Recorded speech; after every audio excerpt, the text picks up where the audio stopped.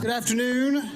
I'm Doug Shipman, Atlanta City Council President, calling to order the regularly scheduled meeting of the Atlanta City Council. Today is Monday, October 20th, 2025, and I would invite the clerk to call the opening roll. Okay.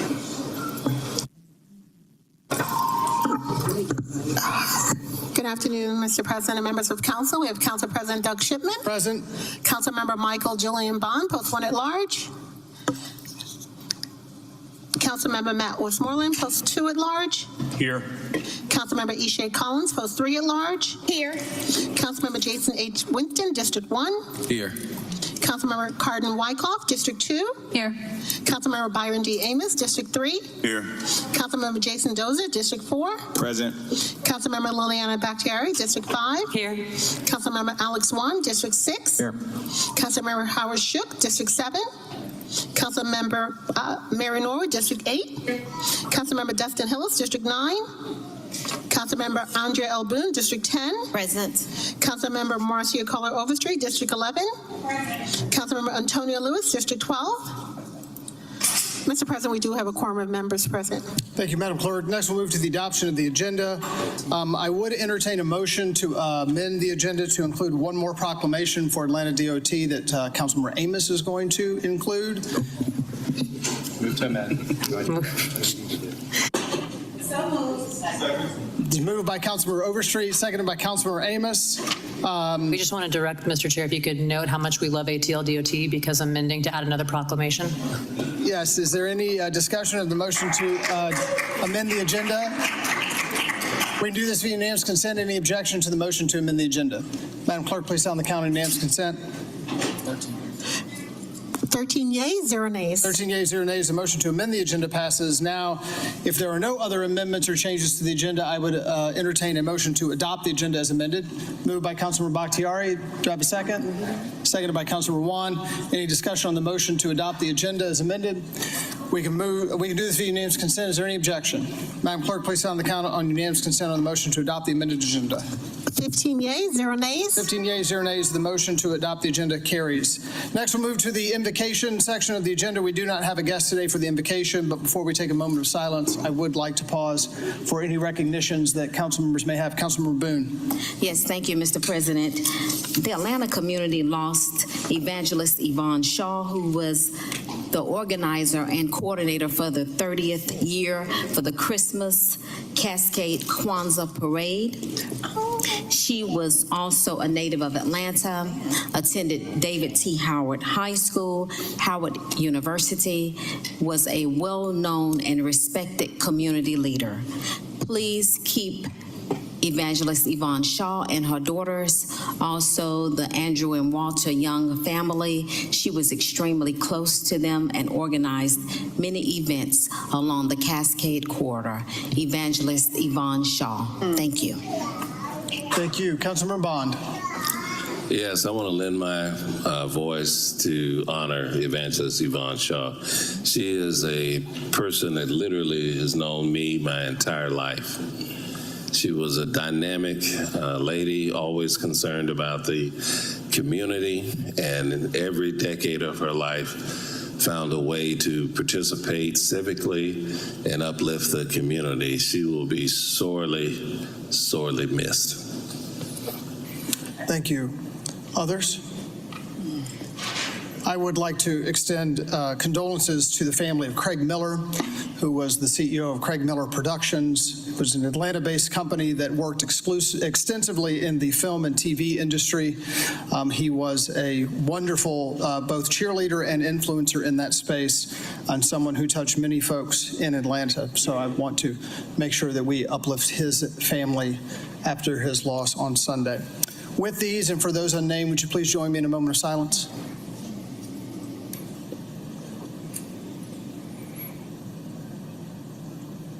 Thank you. Would you please join me in the Pledge of Allegiance?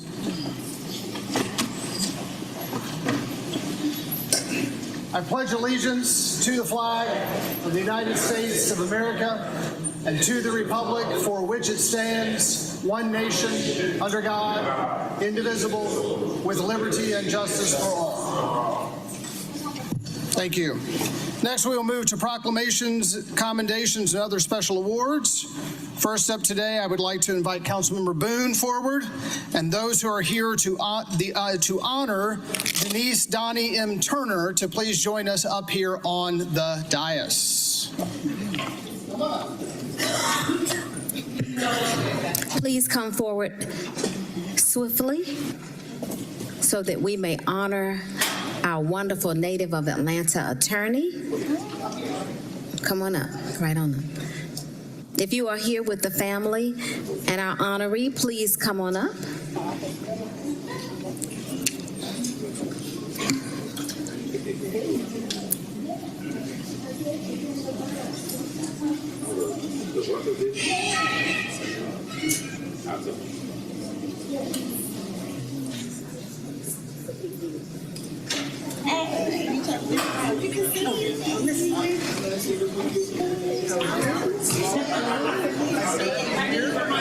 Come on over. Come right here, right here.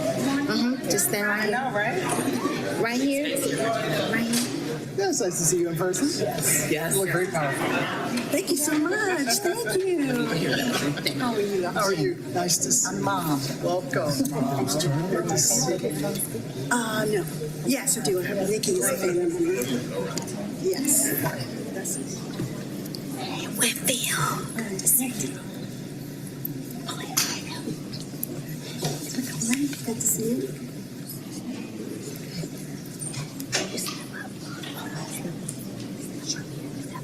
Can y'all get behind them? Yes. Stop right there. Turn around right there. Turn around.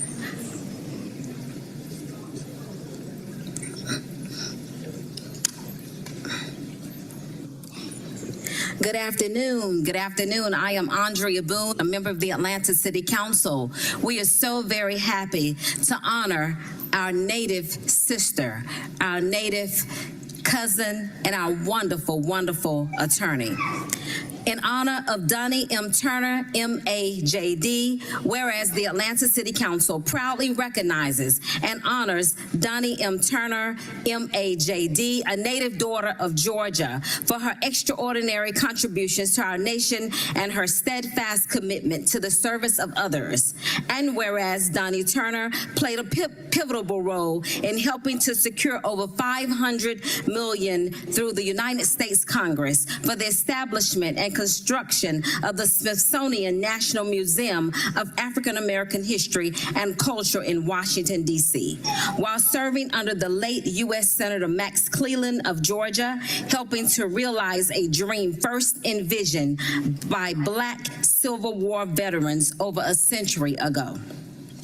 Whereas Ms. Turner's educational achievements reflect her lifelong pursuit of excellence. She holds a Bachelor of Arts from Spelman College, a Master's of Arts from Clark Atlanta University, and a Juris Doctorate from the Howard University School of Law. She is also one of 5 sisters to proudly graduate from Spelman College. And whereas Donnie was recently awarded a citation from the United States Senate in honor of her 17 years of loyal service to the U.S. Congress, working under distinguished senators, including Michael Bennet of Colorado, John Ossoff of Georgia, Bernie Sanders of Vermont, Assistant Democratic Leader Rick Durbin of Illinois, and the late Senator Max Cleland of Georgia. She also served as Legislative Director to U.S. Representative David Scott of Georgia. Whereas Donnie's name was placed in the congressional record of the 107th Congress by Senator Cleland in recognition of her courageous service and dedication on September 11, 2001, and again by the late Congressman John Lewis, who honored her for her unwavering commitment and advocacy in helping to bring the National Museum of African American History and Culture to life alongside other congressional staff. And whereas through her tireless efforts in the Judiciary, Appropriations, Federal Grants, and with the Senate Budget Committee, Ms. Turner has become a nationally recognized policy advisor impacting the lives of Georgia Georgians, and citizens across the United States with thoughtful, visionary, and impactful legislative service. Now, therefore, be it resolved that we, the members of the Atlanta City Council, on behalf of the citizens of Atlanta, do hereby recognize and commend the remarkable service and legacy of Donnie M. Turner, M.A.J.D., and do hereby proclaim today, October 20th, 2025, as Donnie M. Turner Day in the city of Atlanta, Georgia.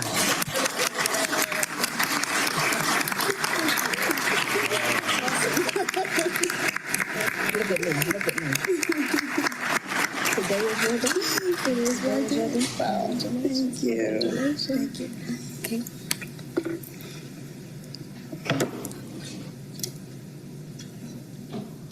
And now we will have remarks from those that are here also to honor her. First, we will have Dr. Patricia Guillory, former social studies teacher, Crestwood High School, Atlanta, Georgia.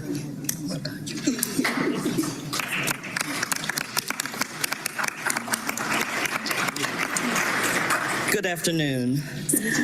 I was Donnie's high school social studies teacher, history and government. As a teacher, you interact with hundreds of students per year, and you hope that you will have an impact and make a difference in their lives. But there's always one student or two or three that you connect with on a deeper, more personal level. In the 80s, when I was a high school teacher, there were two of them, and they were identical twins. They are forever known to my friends and family as the Turner twins. Today, we are honoring one of them, and I'm so happy to be here. Donnie was what we refer to as a sponge in the teaching profession, soaking up knowledge. She was a student that when you looked out in the sea of faces, she was always smiling and giving you the figuratively thumbs up. Today, we pause to honor her, a leader, a bright spirit, a trusted voice, and above all else, someone whose steady presence and generosity has quietly shaped many lives and many outcomes. When she was elected class president and later voted most likely to succeed, we weren't just recognizing a popular student. We were recognizing someone who embodied promise, responsibility, courage, and heart. Even then, she stood out, not because she sought the spotlight, but because she knew how to lift others up, unite voices, and get things done. Years have passed, and what a journey it has been. For decades, she has dedicated herself to the service of our nation, working on Capitol Hill. In that demanding arena, one filled with pressure, complexity, and high stakes and profound responsibility, she has proven that the traits we glimpsed as a student were not a one-time flash, but enduring. She has brought integrity, intelligence, empathy, and vision to the heart of our democracy.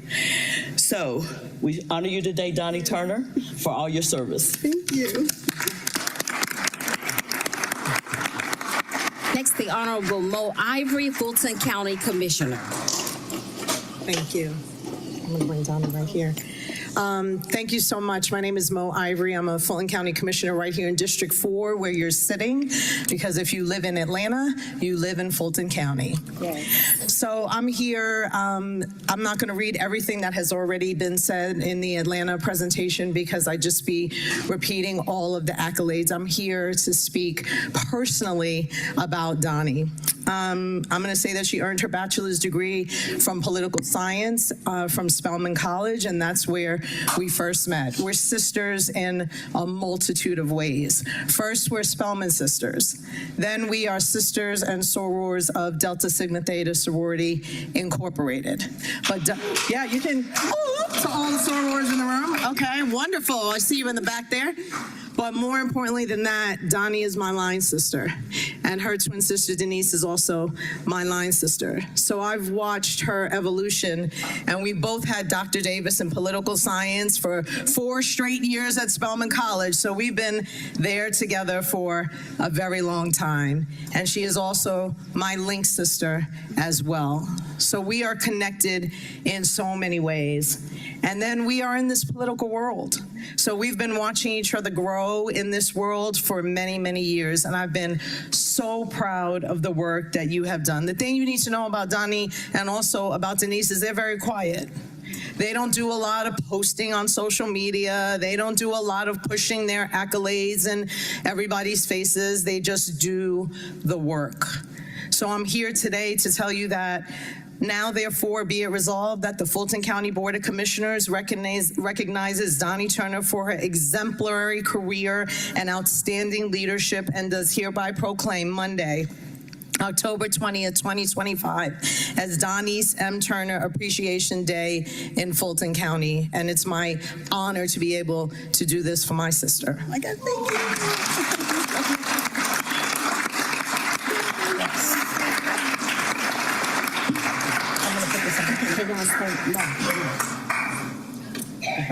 Sure. Get a picture right there, just you.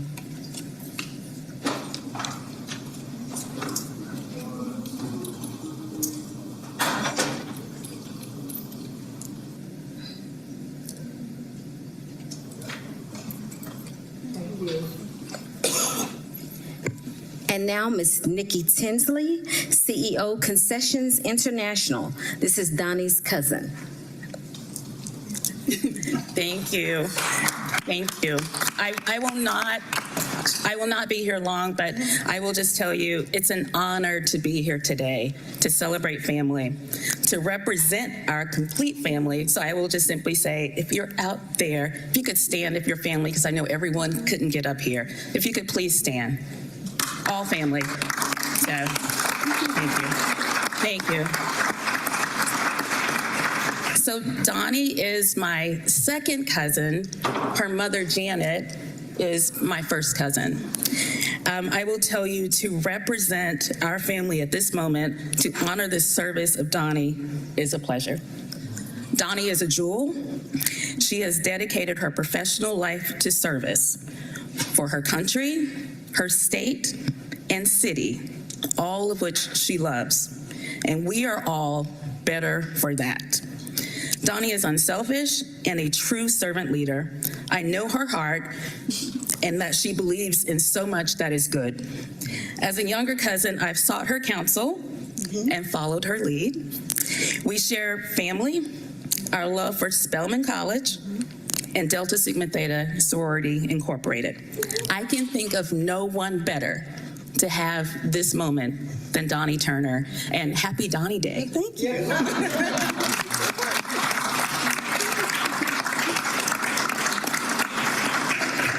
And now we will have a short video.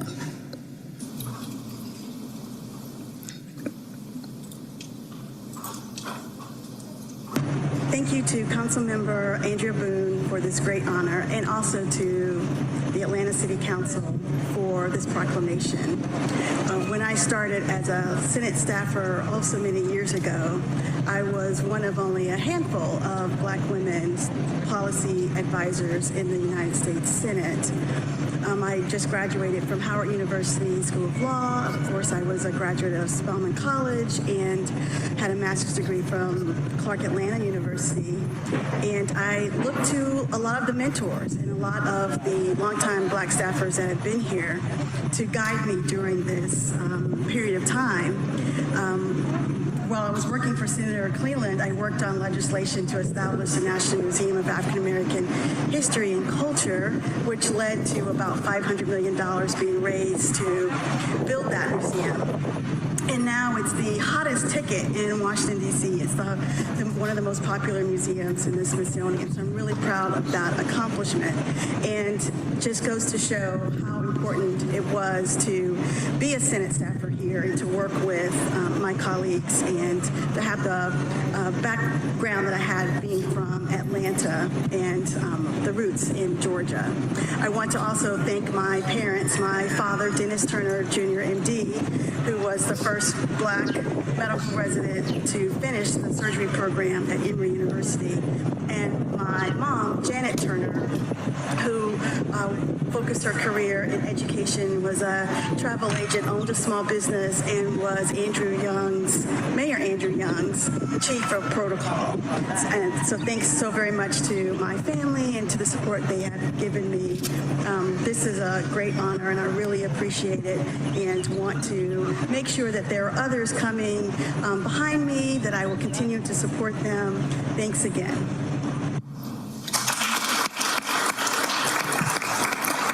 And now, our honoree, Attorney Donnie Turner, M.A.J.D.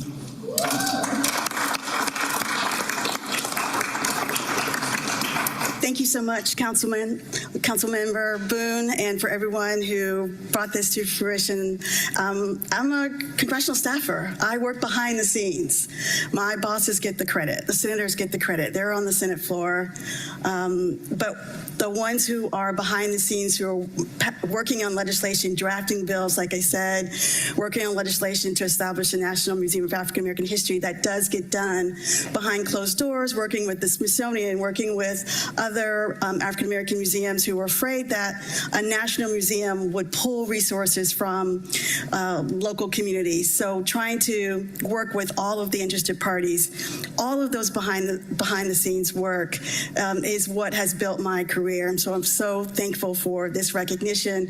It's really awkward for me to be here. Like I said, I'm usually behind the scenes. I'm not in front. And so for 17 years, I've worked in the House and Senate. I've worked as a lobbyist. I've worked for a presidential campaign, and I work for the state of Maryland. It's been an amazing career. So all of you out there who are interested in working for your local, your state, your federal government, please come and do it. It's a great opportunity. It's a great career. Thank you. Oh, yes. I also want to introduce my sister, Denise Turner. She's in the audience. Wave your hand, Denise. And my aunt, Arnisha Norman. She's also in the audience. Oh, and my other sister, Dorian Turner, is in the audience as well.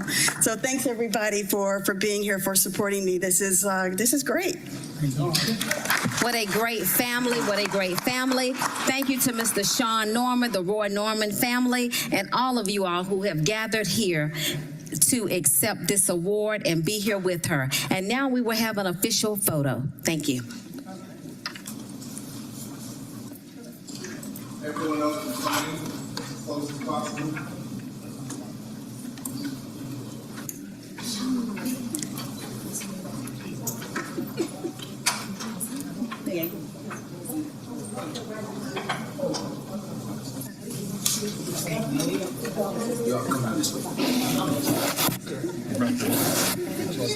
I know we just stand anyway.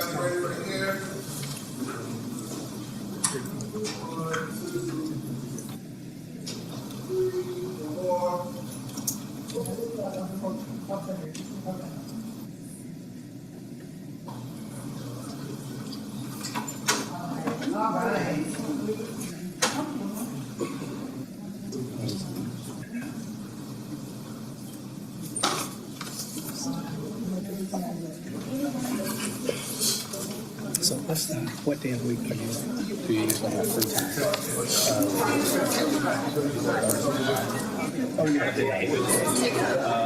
Probably Thursday, Friday. I'll be busy probably this Friday. This Thursday's Friday, actually.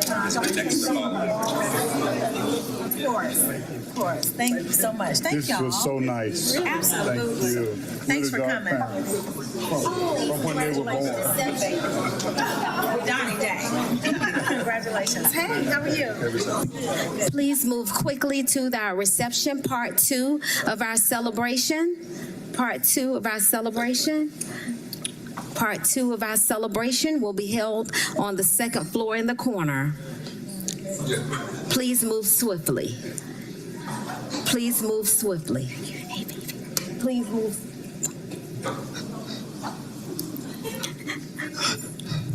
Reception on the second floor to the left.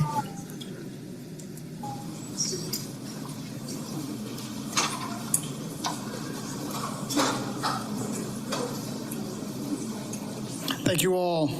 Next, I will invite Councilmember Michael Julian Bond forward, and all of those who are here to celebrate the life and legacy of Malcolm Jamal Warner to please join us here on the dais.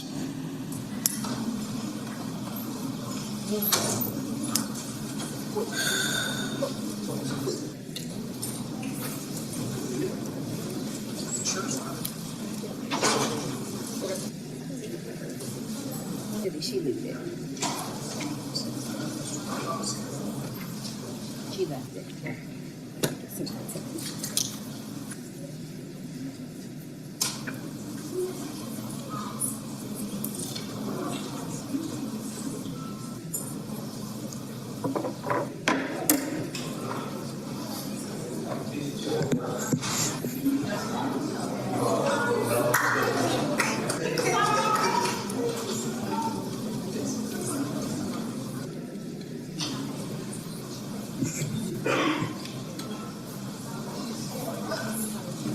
Okay, yeah, you stay up here.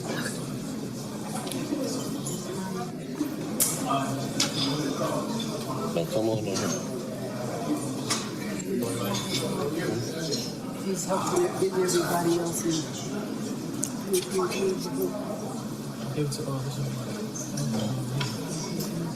Yeah, everybody come on up. Yeah, y'all stay right here. Okay. Okay.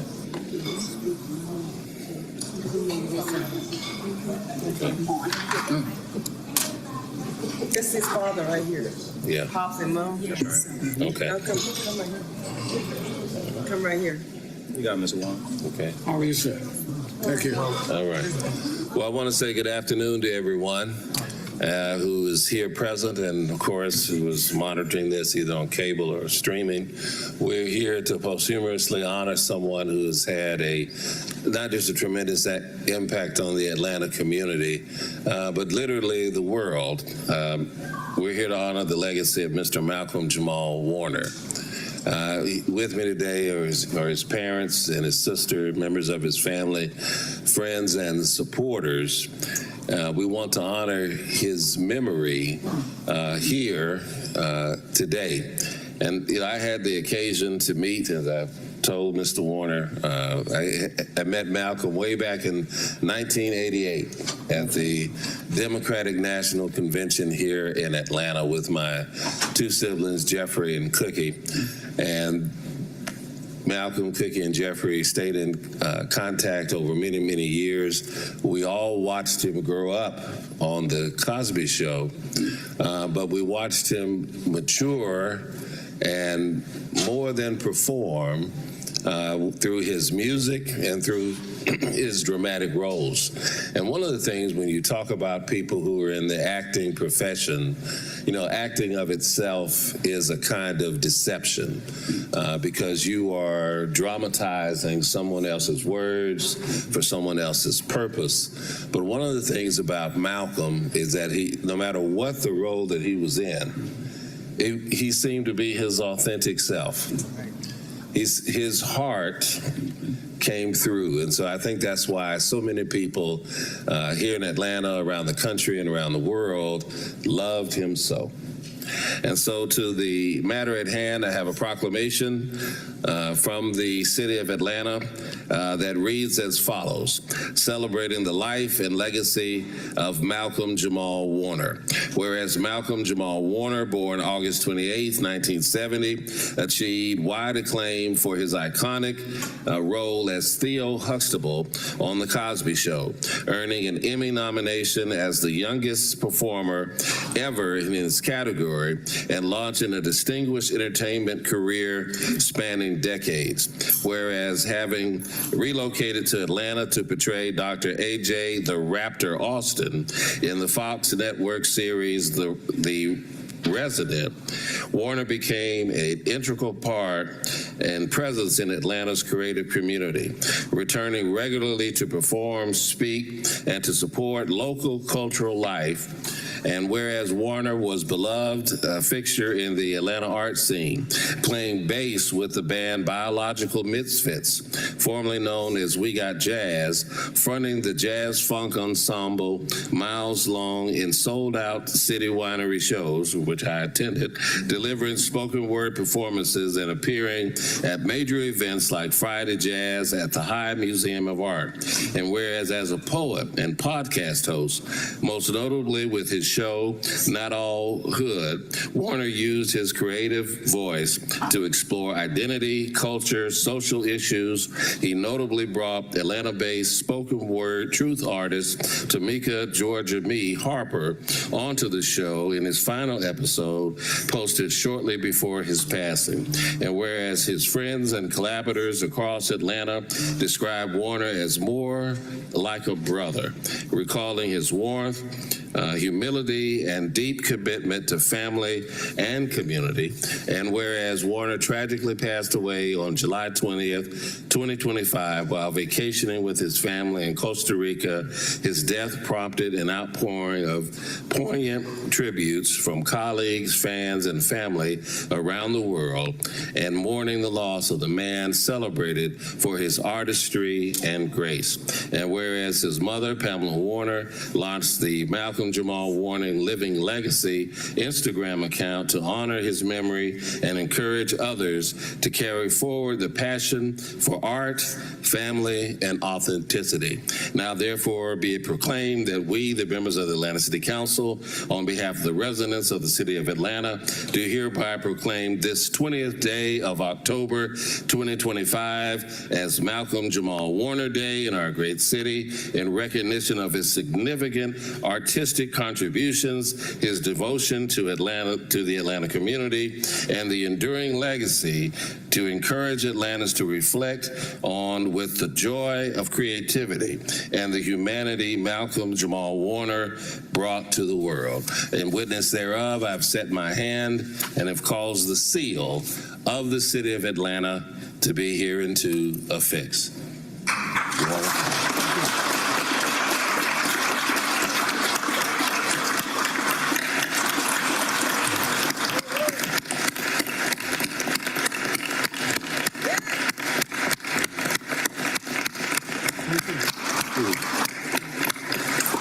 We are joined today by our brother from our sister government, board member, Atlanta Public Schools board member, Alfred Shivy Brooks. Where? Right behind. Oh, right here. Come on up and say a word. Thank you. Mr. Warner family, it's an honor to be here with you. Little did I know I'd had the privilege to meet many of you just last week on Friday, getting to join in on Malcolm's show with his lovely co-host. Having experienced parental grief in a very similar way, my heart goes out to you. I just want to say thank you for the presence of your son. Thank you for raising such an immaculate, exceptional person. Getting to see the impact that he's had on our culture, on our people, but specifically here in Atlanta, is just completely invaluable. There are so many people who I love so dearly that I know loved your son so dearly because of who he was and whose he was. I just want to say thank you. Thank you for raising the man that you did. We're forever, forever grateful. Thank you.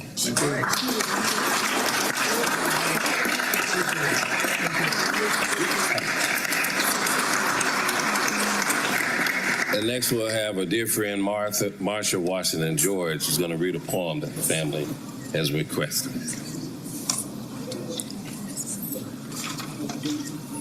The poem is entitled, I Was Gifted to Be Me.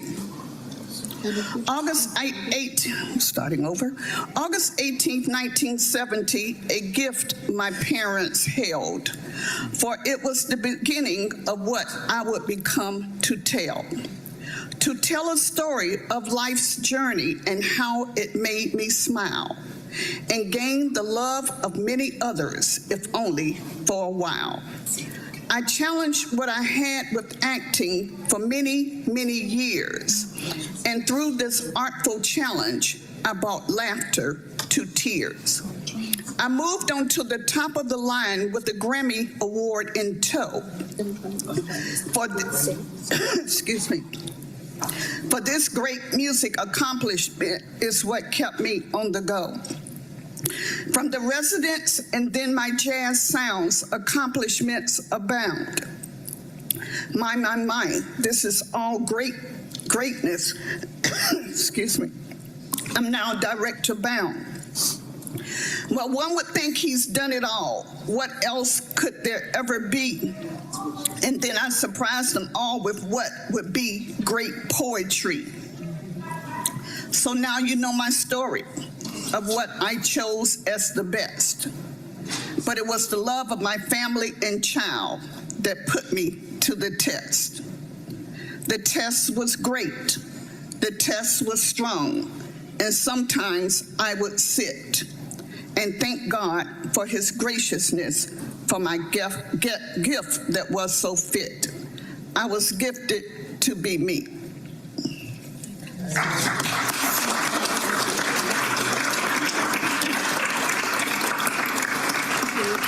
Mr. Warner.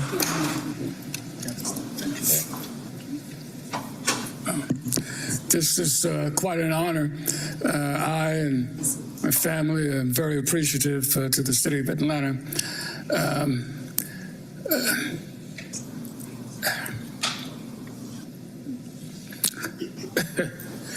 I'm an emotional cat, and Malcolm was my first child. He was born in Jersey City, New Jersey, in 1970. And I would tell him quite often that the fame and fortune aside, I was most appreciative for the fact that he was a good man. He was a loving man. He cared very much for his wife and his child and his sister, and my grandson is here. Where's Miles? Miles is behind me.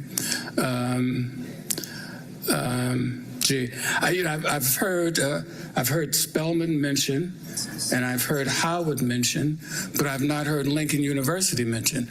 So I'm mentioning Lincoln University in Oxford, Pennsylvania. You guys are great. Malcolm lives on. He's in my heart. He's in our heart. And again, we thank you very much for this occasion. Thank you.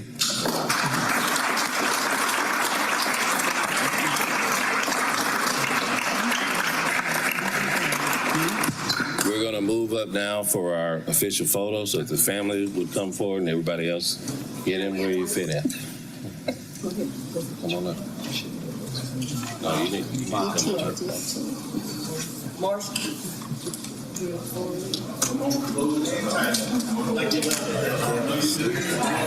was like in that movie. It's like, we on. Come on, sir. Let's go with that. Thanks to you, Linda.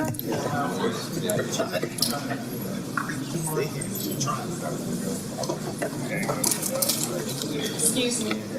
He's coming. He's behind you. Right here.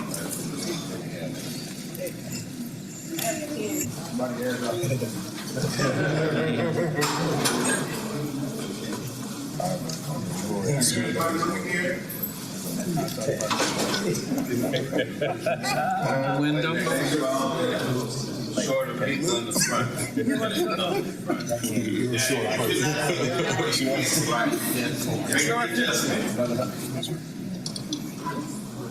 Pick you up or something.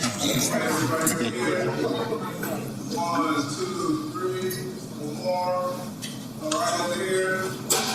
1, 2, 3. One more. All right.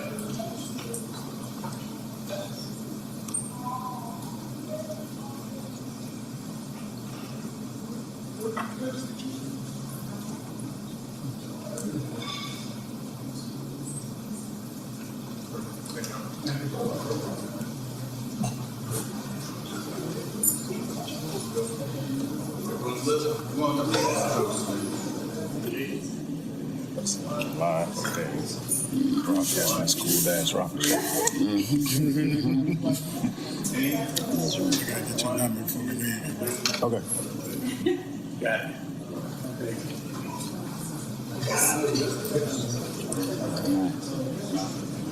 We can go this way.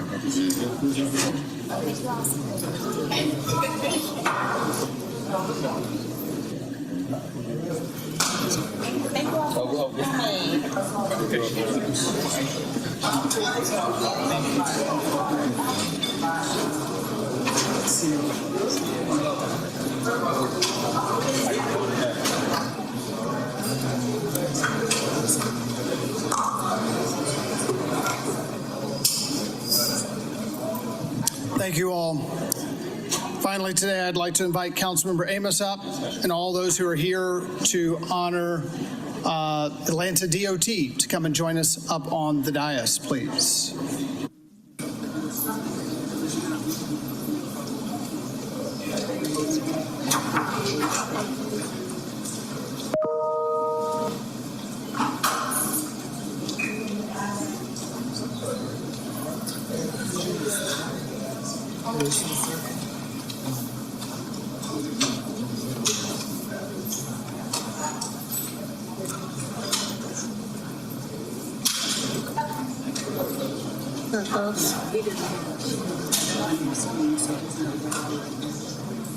She doesn't understand.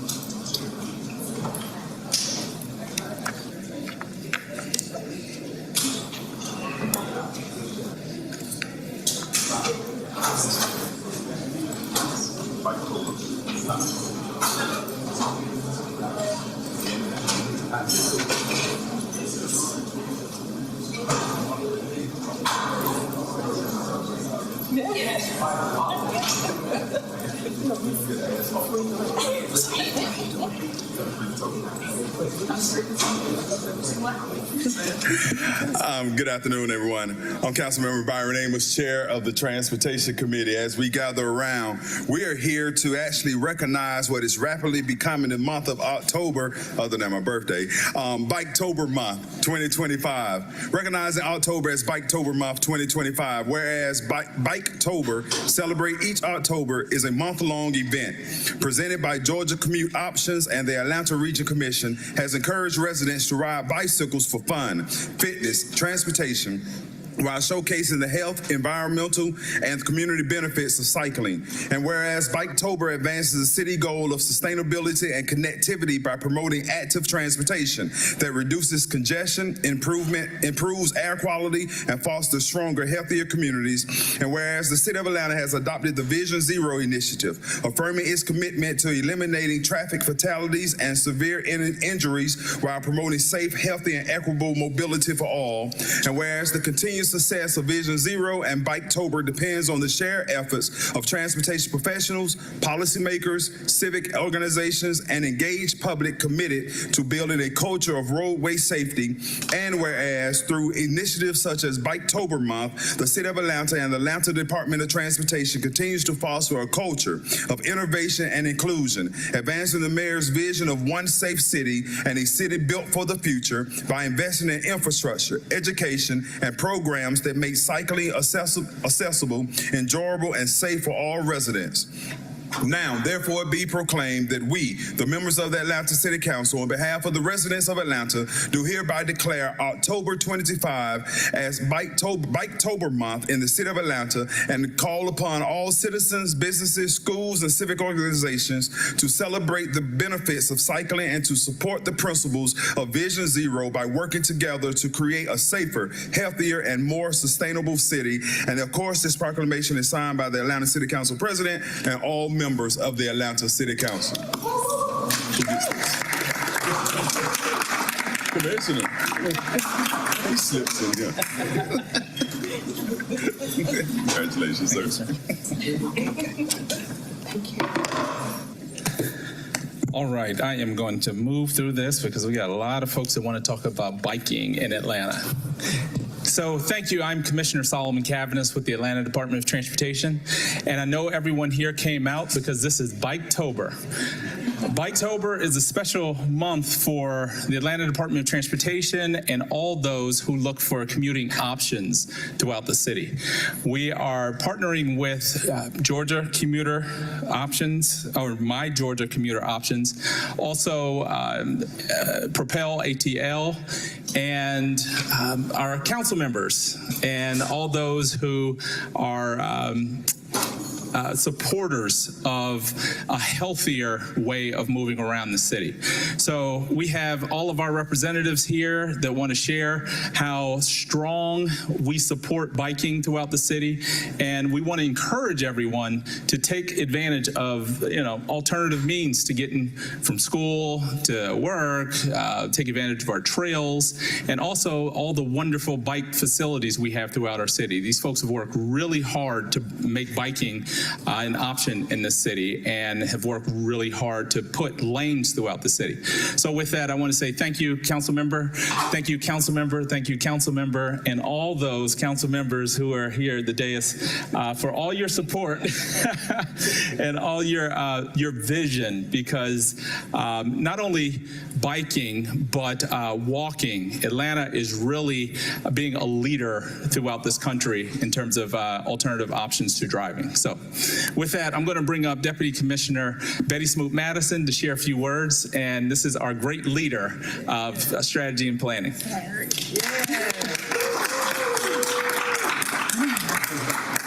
All right, thank you, Commissioner. Thank you, Councilmember Amos, and all of the folks that are the council members that represent our great city. We really do appreciate you recognizing Biketober for the month of October. This is the month in partnership with Georgia Commute Options and Love to Ride Atlanta that we really encourage everyone to consider an alternative mode of getting around, whether you're doing a short trip to the grocery store or to the library, the rec center, to school, or even to work as a commute option, or even if it's just recreationally on the weekends and the evenings, you want to get on the trail with your family, get on the Atlanta Beltline. We just encourage you that for the month of October, really consider those other options that are out there rather than driving to help ease congestion, release some of the congestion that's on our city streets. It's also a healthier and more sustainable option of getting around. And we are building more bike lanes out throughout the city that really provides comfortable and safe spaces for you to do so. And so this month is just really about getting those extra miles in. You can make it a competition. If you go to lovetoride.net, you can join a team. There's a couple of city teams that are established. So if you're a city staffer that rides to work, definitely join our team and rack up those miles and let them count for something. There's awards that are given out and some other great incentives. And so again, as Commissioner mentioned, we are a Vision Zero city. So we do have a goal of reaching zero traffic-related fatalities by the year 2040. And by doing that, by converting to another mode of getting around, you really help us to meet those goals. And so we really just want to support our Vision Zero program. And we also just want to encourage everyone to be safe on our streets. October, it does get darker. We have darker conditions during the month of October because it starts to get darker quicker. The sun rises later. And so we have more people that are out during those dark conditions, people walking from school and going to neighborhood amenities. And so just be mindful and considerate of other users of the roadway and keep everyone safe. Happy Biketober.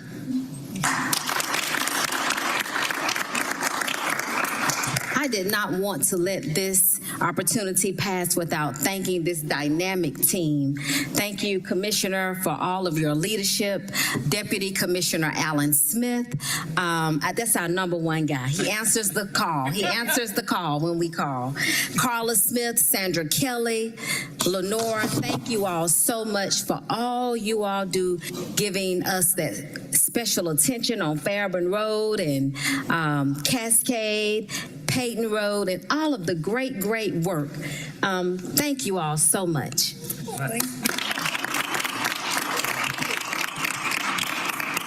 It's only befitting that it was Councilmember Boone to last speak, because as we get ready to pave Boone Boulevard from Northside Drive to H.E. Homes is a blessing. Any of my other colleagues want anything to say? Councilmember Dozier. Yes, of course. Of course, I always got something to say about transportation. Good afternoon, y'all. I'm Councilmember Jason Dozier. I represent District 4 in Atlanta City Council. And I will tell y'all that biking has been such an instrumental way in which my family gets around. I think I've seen some of y'all here, y'all seen me drop my kids off at preschool or kindergarten. Some of y'all have seen me at Atlanta United matches. We get around on our bikes. And one of the things that's been important for me, especially as a father to two young girls, is making sure that they know that they don't have to have a car to get around this city. My oldest loves riding the MARTA bus, not the train, but she loves riding the bus. And when we put a bike on the bus and see how connectivity really comes together, whether you're on foot, you're on bike, or on bus, that's how Atlanta works. That's how Atlanta gets around. That's how Atlanta hums. And to see that and to experience that is something I wanted to make sure that she gets to internalize as she gets older. As many of y'all y'all know, unfortunately, my oldest daughter and I were involved in a situation where we were hit by a car on our bike coming from the Atlanta United match a few months ago. And one thing I'll tell you, my daughter has been back on the bike since. She still wants to ride the bike. So. And one of the most beautiful things that I think we got to experience this year is that even though we ride on a bike together, she now can pedal on her own bike over where Hank Aaron hit his 715th home run. It's where my daughter learned how to ride a bicycle over at what used to be Atlanta Fulton County Stadium. And so I just want to say thank you to the Atlanta DOT team for continuing to make Atlanta one of the best and most bikeable cities in the Southeast. We're going to continue to work to make sure it's one of the best and most bikeable cities in the country. As I share with the commissioner, as I've shared with our mayor, and after our most recent crash, if you thought I was annoying about this sort of stuff before, you ain't seen nothing yet, but I know y'all been working diligently day in, day out to make our city as bikeable and as safe for cyclists and pedestrians and motorists and everybody as possible, and that's what the work is all about. That's what Biketober is all about, raising awareness and making sure we can get more people out of their cars and onto our streets and really experiencing the city in a much more intimate way. When you're going 15 miles an hour down the street, you experience the city in a much different, and it's just such a great way to get out. And I don't know if it's come up yet in this proclamation, but just want to remind folks, Atlanta Streets Alive is coming up this Sunday, and from District 1 all the way to District 4. And so if you're not sure about getting on the bike yet, you know, what a great way to end Biketober is to get on your bike when the streets are closed and you get to really see the city in action. So just thank y'all for the hard work y'all are doing. And thank you, Councilmember Amos, for this proclamation and honoring the folks that are doing this work every single day. So thank y'all. I'll shut up now. Have Councilmember Lewis, then we're going to close it out with one of our partners. Just want to say thank you to Councilmember Amos for this proclamation, and thank you to the entire team for all the work we've been doing on the South Side. Last week, I actually had the opportunity to walk, run, or bike to school with the young folks at Gideon's, and I did all three. I actually was able to race a kid on a bike, and we learned that these young folks need that protection. So to see all of my middle schools in District 12 now get protected bike lanes and protected walk lanes, and to get the same stuff they have on the north side, and lastly, to make sure that you can walk from South Atlanta High School into Browns Mill Golf Course to the Atlanta Beltline. That's what we're working on right now with your staff. So in 4 years, to be able to go from South Atlanta High School to Browns Mill Golf Course to the Atlanta Beltline protected is going to be on sidewalk would be amazing. And today, my colleagues and I, we're going to get to one of those amazing streets that we're putting bike lanes and protected safe streets down. The old Central, now Shirley Franklin, which will connect to the old Pryor and hopefully future Michael Langford Parkway today. And so I'm super happy about what we're doing on the South Side. Thank you again to ATL DOT. Let's keep it going. All right.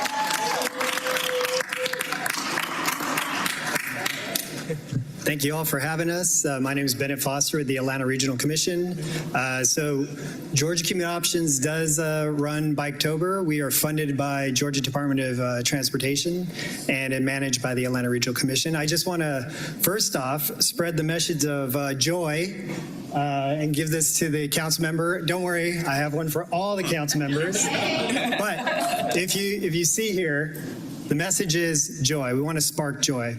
And that's because riding your bike, how could you not have a smile on your face? Whether you've done it, did it yesterday or did it a year ago or maybe 10 years ago, getting on a bike puts a smile on your face. And it's equally good when you have teammates, you got community members or colleagues to bike with you. And that's what Biketober is about.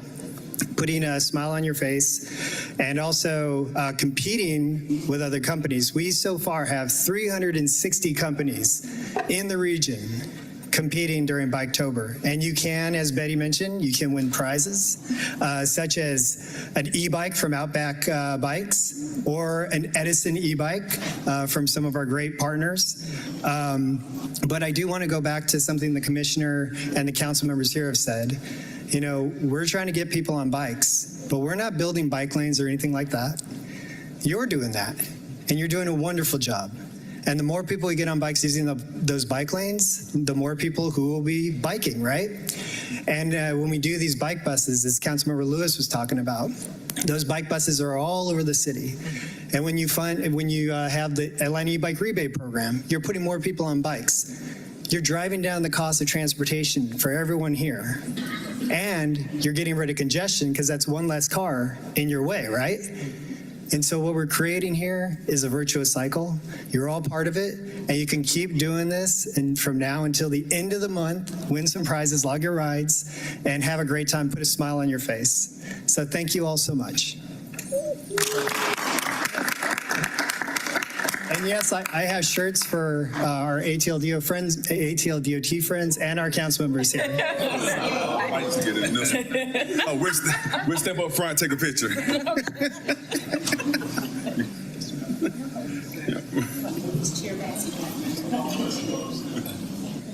All right, everybody come in as close as possible.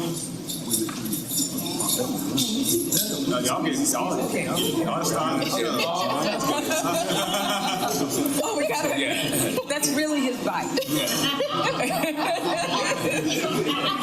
John, if I get off the e-bike. He's old school today. Just go over it. Okay, hurry up.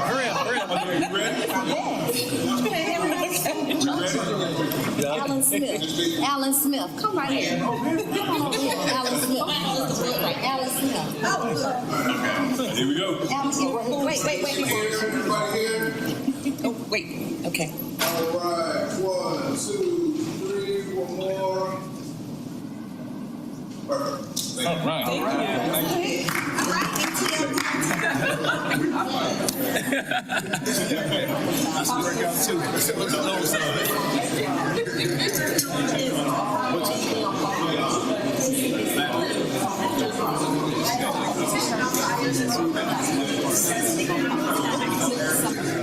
Oh, where?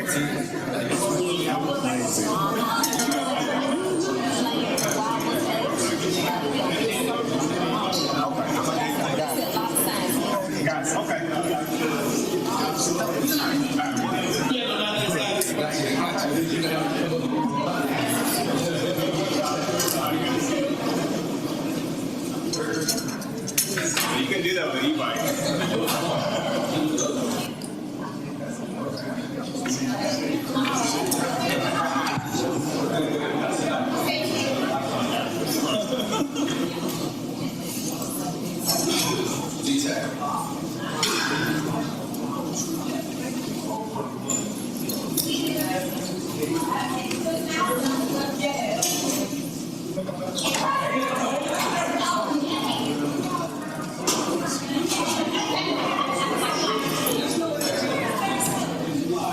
Oh, wow. We're back up.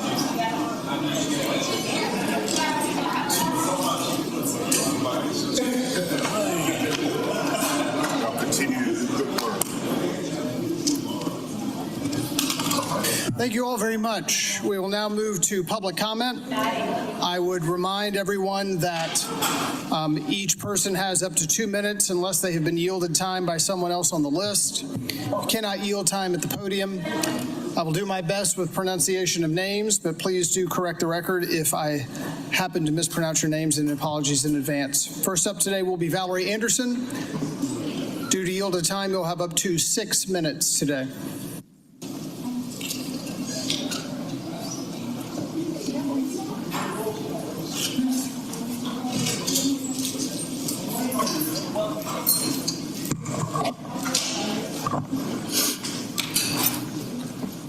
Just that.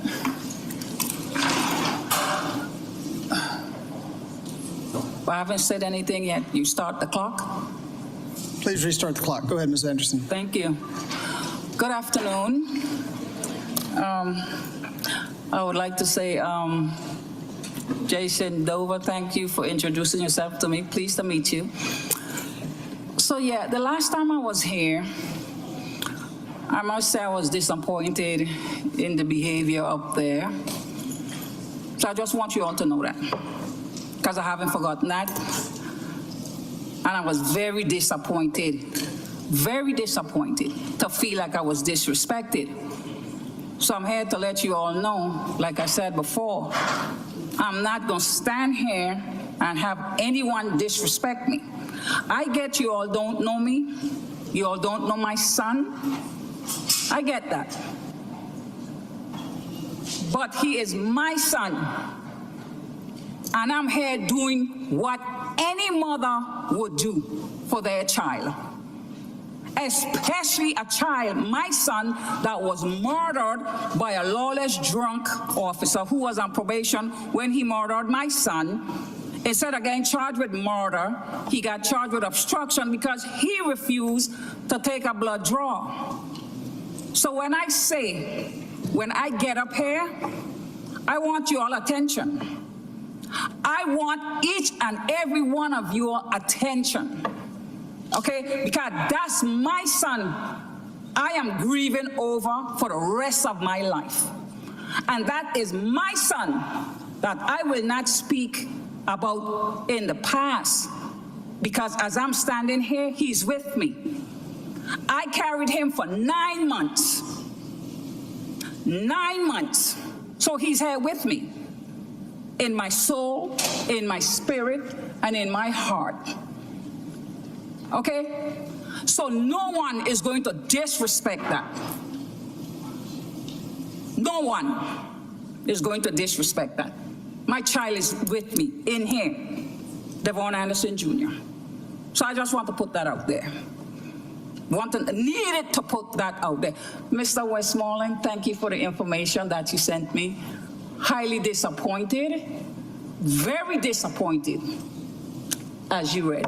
Very disappointed, because I can't believe that's what was sent to me, but I have to deal with it. That's something I have to deal with, the dysfunction and ineffectiveness of this situation I am in.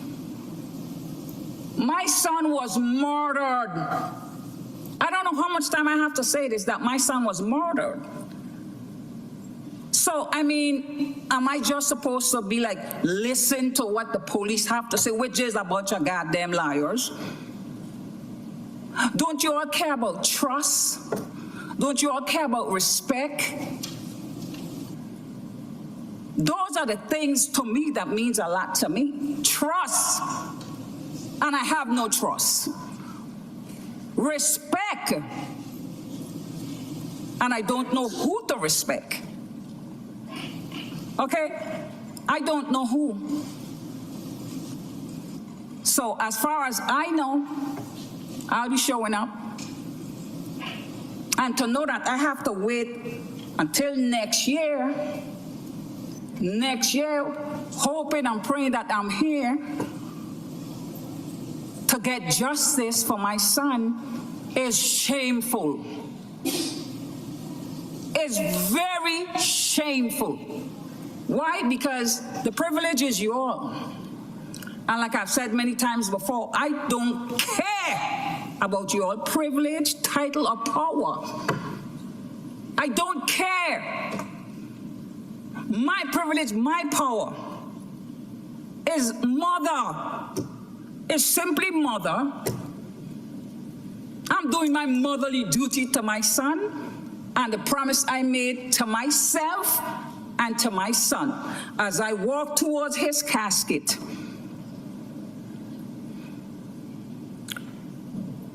And I saw him laying there, not believing that's my son that was murdered by a goddamn lawless drunk officer. With a record that he have, the discipline record that this man have, and the fact that he was on probation, he should have been in goddamn jail. He should have been in jail. He should have never went home because he refused a blood draw. Because if it was my son was going to jail.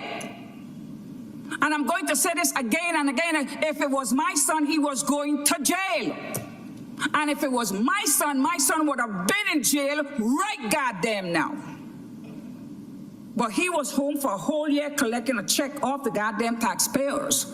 And now he's back at work.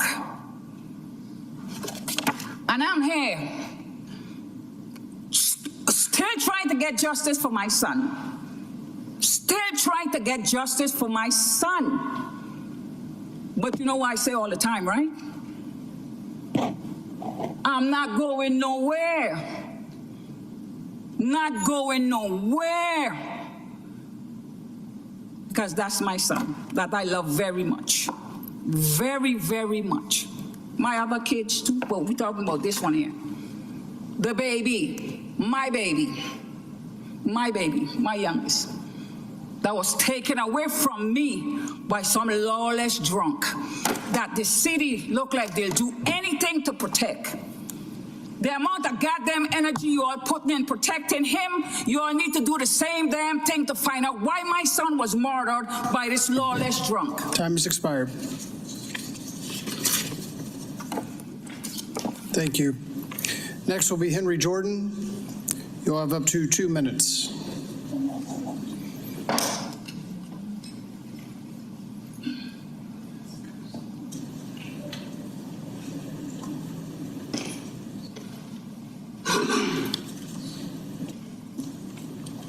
Give honor to the Spirit of God, everyone that's here. Believest thou not that I am in the Father, and the Father in me? The words that I speak unto you, I speak not of myself, but the Father that dwelleth in me. He doeth the works. St. John 14, chapter 10, verse. Essentially, Jesus' claim to deity is attested not so much by his verbal witness, but by his works, and they are conclusive. Jesus did works in me for his glory, not mine or yours, but for our protection. And he said unto me, my grace is sufficient for thee, for my strength is made perfect in weakness.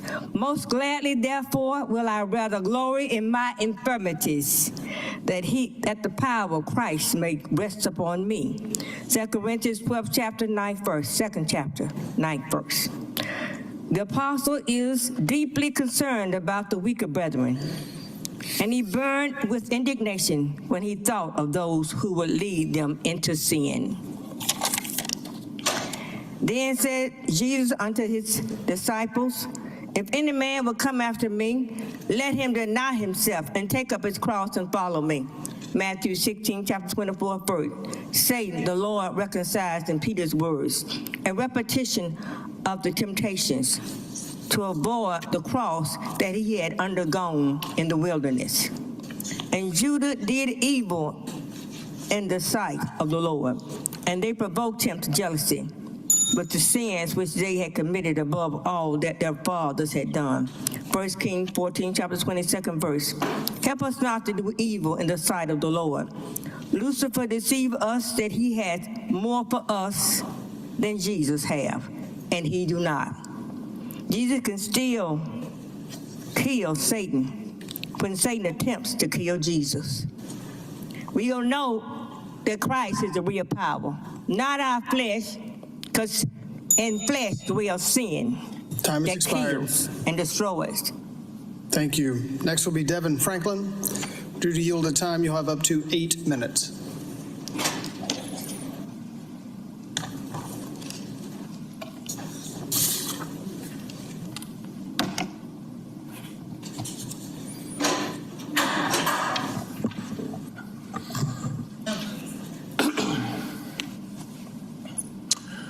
Good afternoon, council members.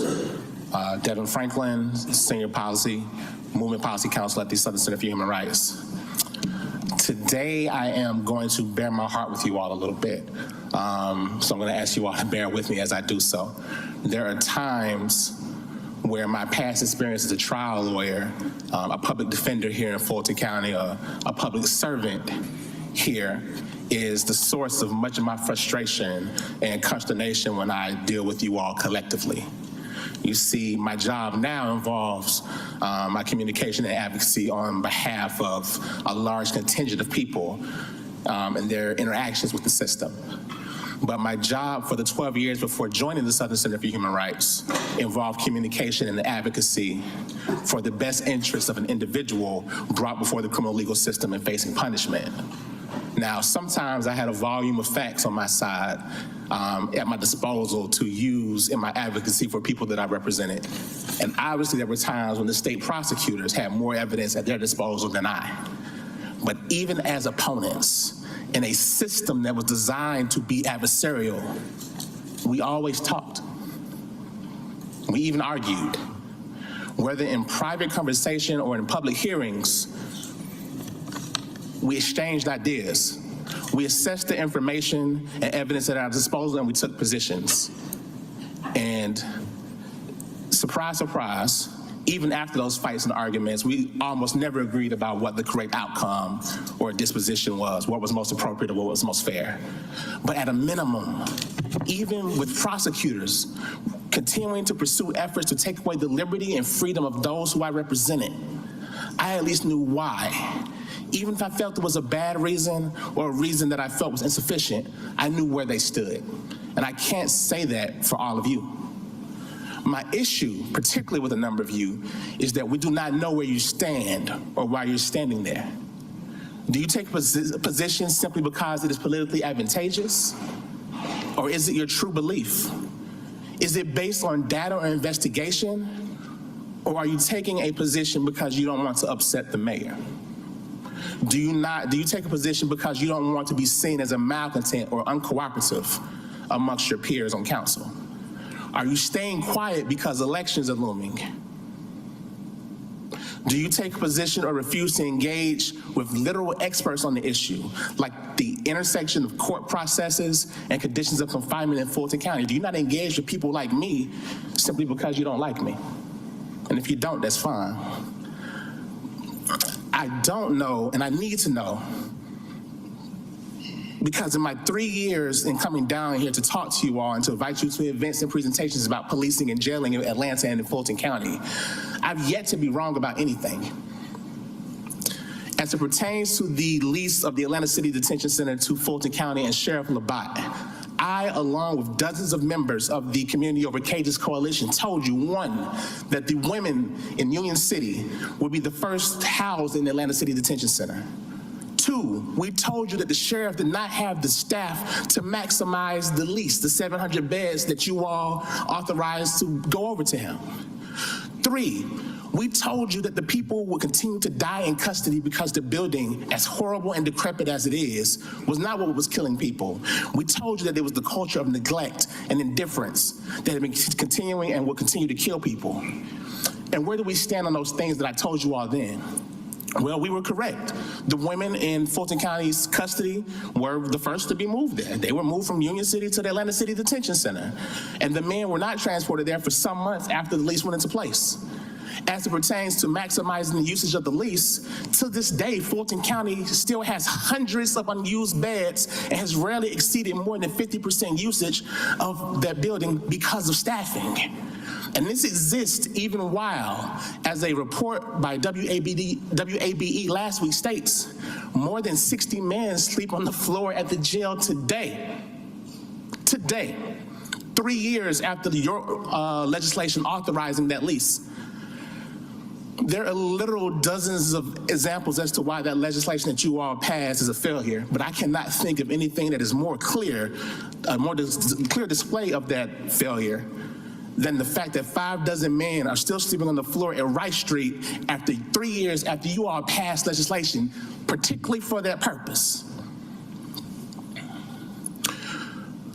3, we told you that people will continue to die because of your refusal to operate in reality, dignity, and fact.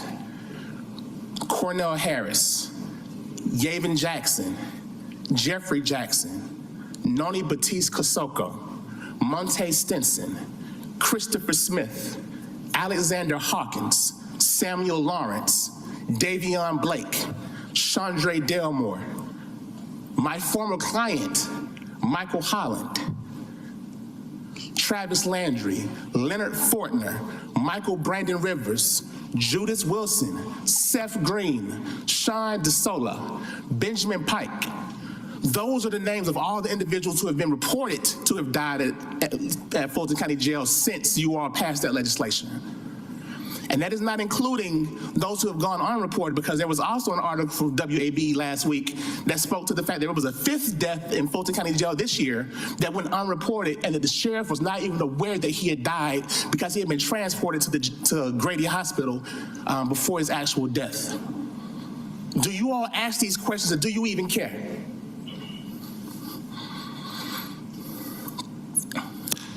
Councilman Bond is not here at the moment. Wish he had walked back in. But when we were arguing with you all about what to do with the lease, I stood before this body and begged you all not to lease ACDC to Fulton County because the actions that you all were taking were not responsible to the harm that you had identified. And you told us that when elephants fight, is what Mr. Bond said, that when elephants fight, it is the grass that is damaged. But what about all the blades of grass that I just named? And those names don't even include that of LaShawn Thompson, who about a month after you all passed the legislation, died in Fulton County custody after having effectively been eaten alive by bed bugs. Do you all consider the data and the many reports that come before you? The ACLU of Georgia has done several reports. The Southern Center for Human Rights, my organization, has done a People's Process report that involves feedback from the community. Your own jail population review study. The Department of Justice's findings report on the conditions at the Fulton County Jail. How many of y'all can say that you have read those in summary or cover to cover? How many of y'all can say that you have allowed that the findings guided your determinations about what to do with the lease? And so I know I have about a minute left. I'm going to speed through some other things and wrap up. But I will say that Councilman Hillis, you were chair of the Public and Safety and Legal Administration when that lease passed. You sit on the Justice Policy Board, and we never hear you say anything about it. Councilwoman Boone, you are chair of PSLA now, and there was legislation introduced that asked for you all to authorize the language, to go forward with the language that was authorized in the legislation, in the contract, and promised from the mayor from this very podium to end the lease in 4 years. The stage of the draw is drawing soon, and the legislation that was introduced by Councilman Lewis, co-sponsored by Councilperson Bakhtiari and Dozier, simply asked for you to do what was contracted to, legislated to, and promised by the mayor. Time has expired. I would like for someone to not just look at me with a blank face today, but let me know where you stand, why you stand, and how you stand in it. Thank you. Councilor Bond, I believe that you'd like to respond. You were called by name.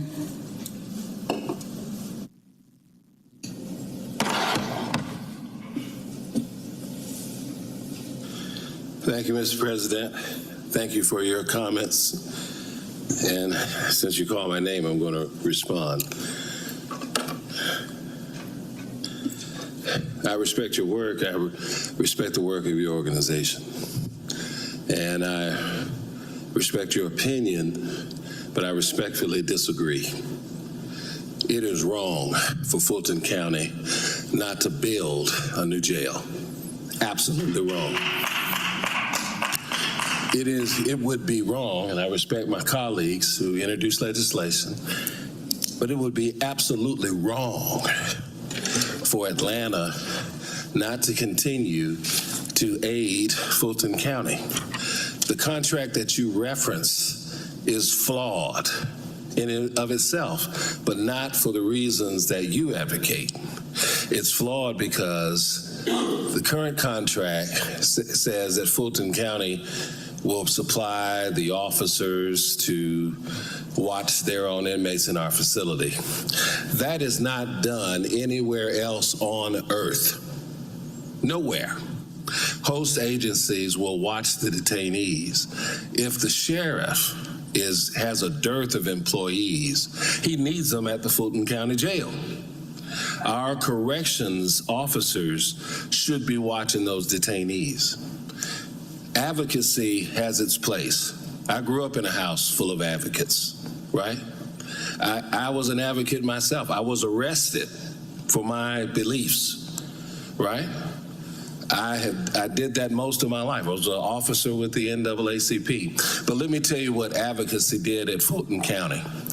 During the pandemic, Fulton County had on its agenda to build a $110 million medical facility as an addendum to the Fulton County Jail. Advocates came down and said, you're expanding incarceration. Don't do it. Don't spend money on the prison industrial complex. And you know what's happened since? 12 people have died as it relates to not having adequate medical facilities at Fulton County Jail. It's false. And guess what else is happening? The expansion that they're talking about now is that same facility that they should have built 5 years ago or 6 years ago, right? You came down here once, and I joke about it, and we've joked about it. You talked about there was a man in the Fulton County Jail with a $25 bond. And I joke, I say, hey, maybe you should have paid his bond instead of coming down here to tell us that somebody's in the jail for $25. The issue between the city of Atlanta and Fulton County is wrong-headed advocacy for non-incarceration. The city of Atlanta, as I've stated many times, contributes on any given day 60 to 90% of the cases that wind up in Fulton County. While Atlanta sits on its municipal court, which is the only court of its kind in the state of Georgia, only municipal court of its kind in the state of Georgia. It is a court of special dispensation that can handle first appearance cases, trials, that can divert people from even winding up at Fulton County in the court system. It can provide bonds, it can throw the cases out, it can bring the cases down, and it's not being used. Right? So, and even the city of Atlanta jail, decision was made 3 administrations ago to send everybody to Fulton County, which constitutionally is the sheriff's responsibility, right? But when we had an agreement with Fulton County that we would send our arrestees to our jail, we diverted thousands of people from winding up in the jail and in the Fulton County court system.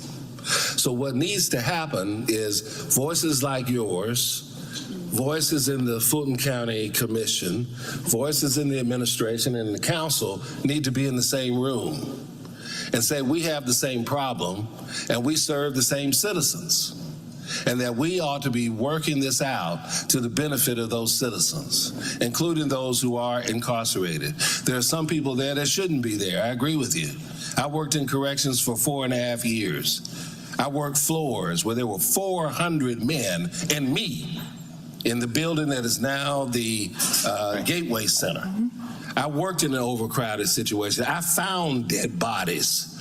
I was injured. I don't have knuckles on this hand anymore. So I've been in those kind of conditions, and I know what I'm talking about.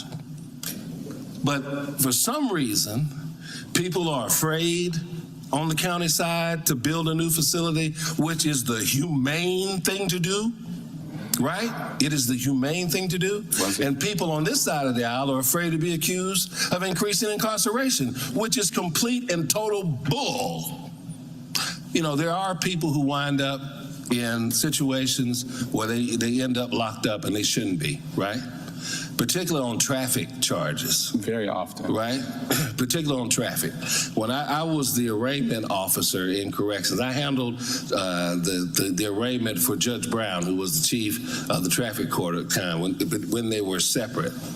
And he reduced the bonds for people so they could get out, because people lose their jobs, they lose their apartments, it wrecks their life, because the traffic calendar is so large that the cases are usually 3 to 4 weeks out, right? And people can't get out of jail. But guess what? There are also people, and they did a study under the Reid administration, there's roughly about 500 to 600 people that continually earn a trip to jail, that are the drivers for crime in our metropolitan area. About 500 or 600 folks, they don't want to be reformed. They don't want to be helped. They want to commit crime. False. That's their job. That's their livelihood. False. They want to do it. And so we have to have facilities to accommodate those people who want to live that way. But guess what else we have to do? We have a responsibility. A jail, you don't have a jail for the police. That's a misnomer. You have a jail for the court to support the authority of the court. It is the court's place to put people who don't want to respond to the bar of justice, right? So Fulton County has a problem in their court system that they're currently working on to get their dockets down. The DA is trying to get her docket down. The solicitor is trying to get his docket down. The judges have an issue because people are delayed and they're sitting in court, or they're sitting in jail waiting to go to court because it's not expedient. And so they're sitting in a facility that is long past its life, that is dangerous, And it is wrong to hold people in that facility. But guess what's also wrong is for people who are victims, who are citizens, to have those who have victimized them released prematurely and causing more havoc. Back in, what was the year we got elected? I'm gonna close up, I know I'm taking a minute. What was it, 21? 21, when they started mass releasing people from the Fulton County Jail, guess what? A guy got out for what was seen to be an innocuous charge. It was a misdemeanor, and then he got out 2 weeks later and committed a murder at a hotel downtown. So just to say that everybody should be let out and that everybody should be, you shouldn't spend money to hold people in jail, that is not a viable argument. What is a viable argument is to recognize that society is imperfect at this point, and we have to make provisions that go both ways. We have to make the provision to deal with people who arguably shouldn't be there, who found themselves on the worst day of their life or at the bottom of their economic circumstance, couldn't pay for their car insurance, and they wind up in the jail. We have to have and alleviate that situation. But at the same time, we have a duty and obligation based on our charter and based on the county's charter to provide public safety. And to underfund it is dangerous. And that is what's going on here. The city of reusing our court to divert cases is the way to go. Reusing our pretrial release program, which we've had for 30 years, right?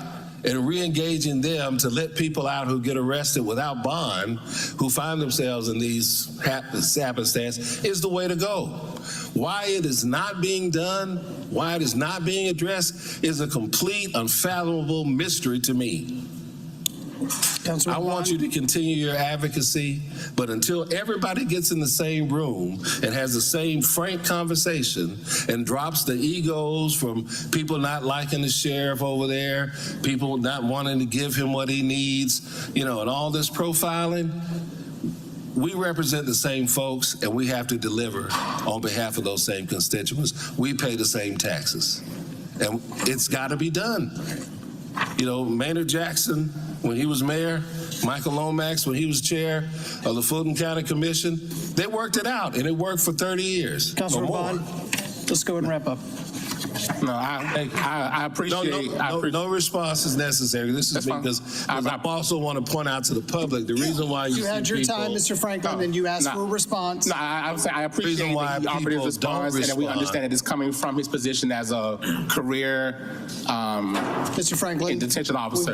But I also understand the way he offered reflects that he has not read the United States Department of Justice investigation report, you asked for a response, and that everything that he said is inconsistent with the 15-month investigation. That was done by the report. It is not coming from that. It's coming from practical reality. Thank you. Right. It's coming from practical reality. Mine as a person it's coming from being on both sides of the equation. Thank you, Mr. Franklin. It's coming from being on the policy side of the equation, and it's coming from the real experience of someone who worked in that situation and someone who's been arrested.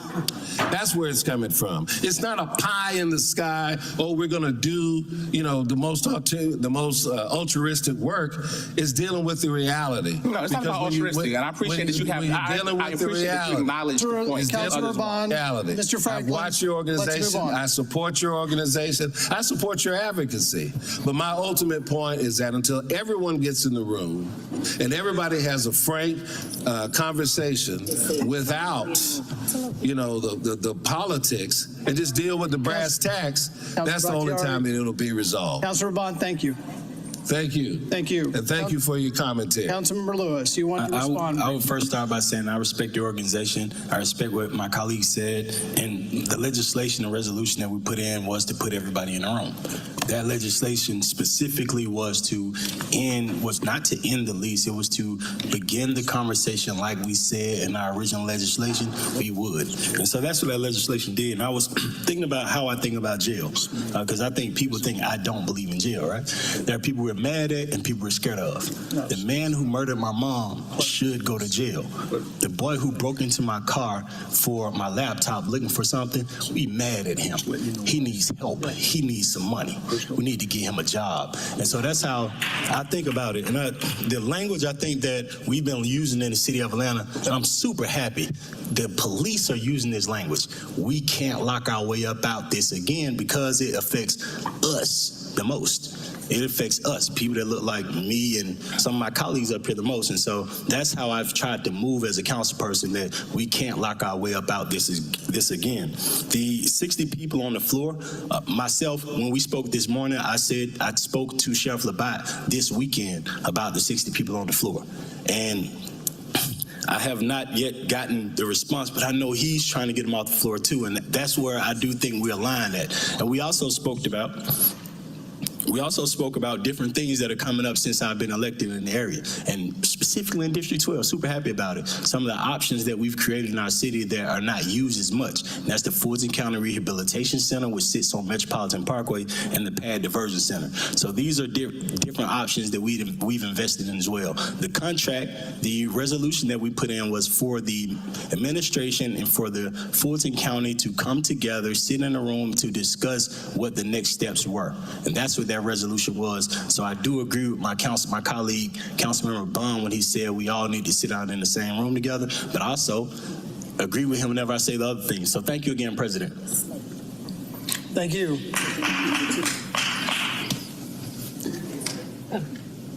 Councilmember Collins. Excuse me, Council President, I have my name on the, and I've been waiting. Oh, sorry. But thank you. Sorry. Hold on just a second, Councilmember Biketober. You don't have the floor. I know, I've been wondering how you're running this meeting, but okay. Councilmember Collins, go ahead.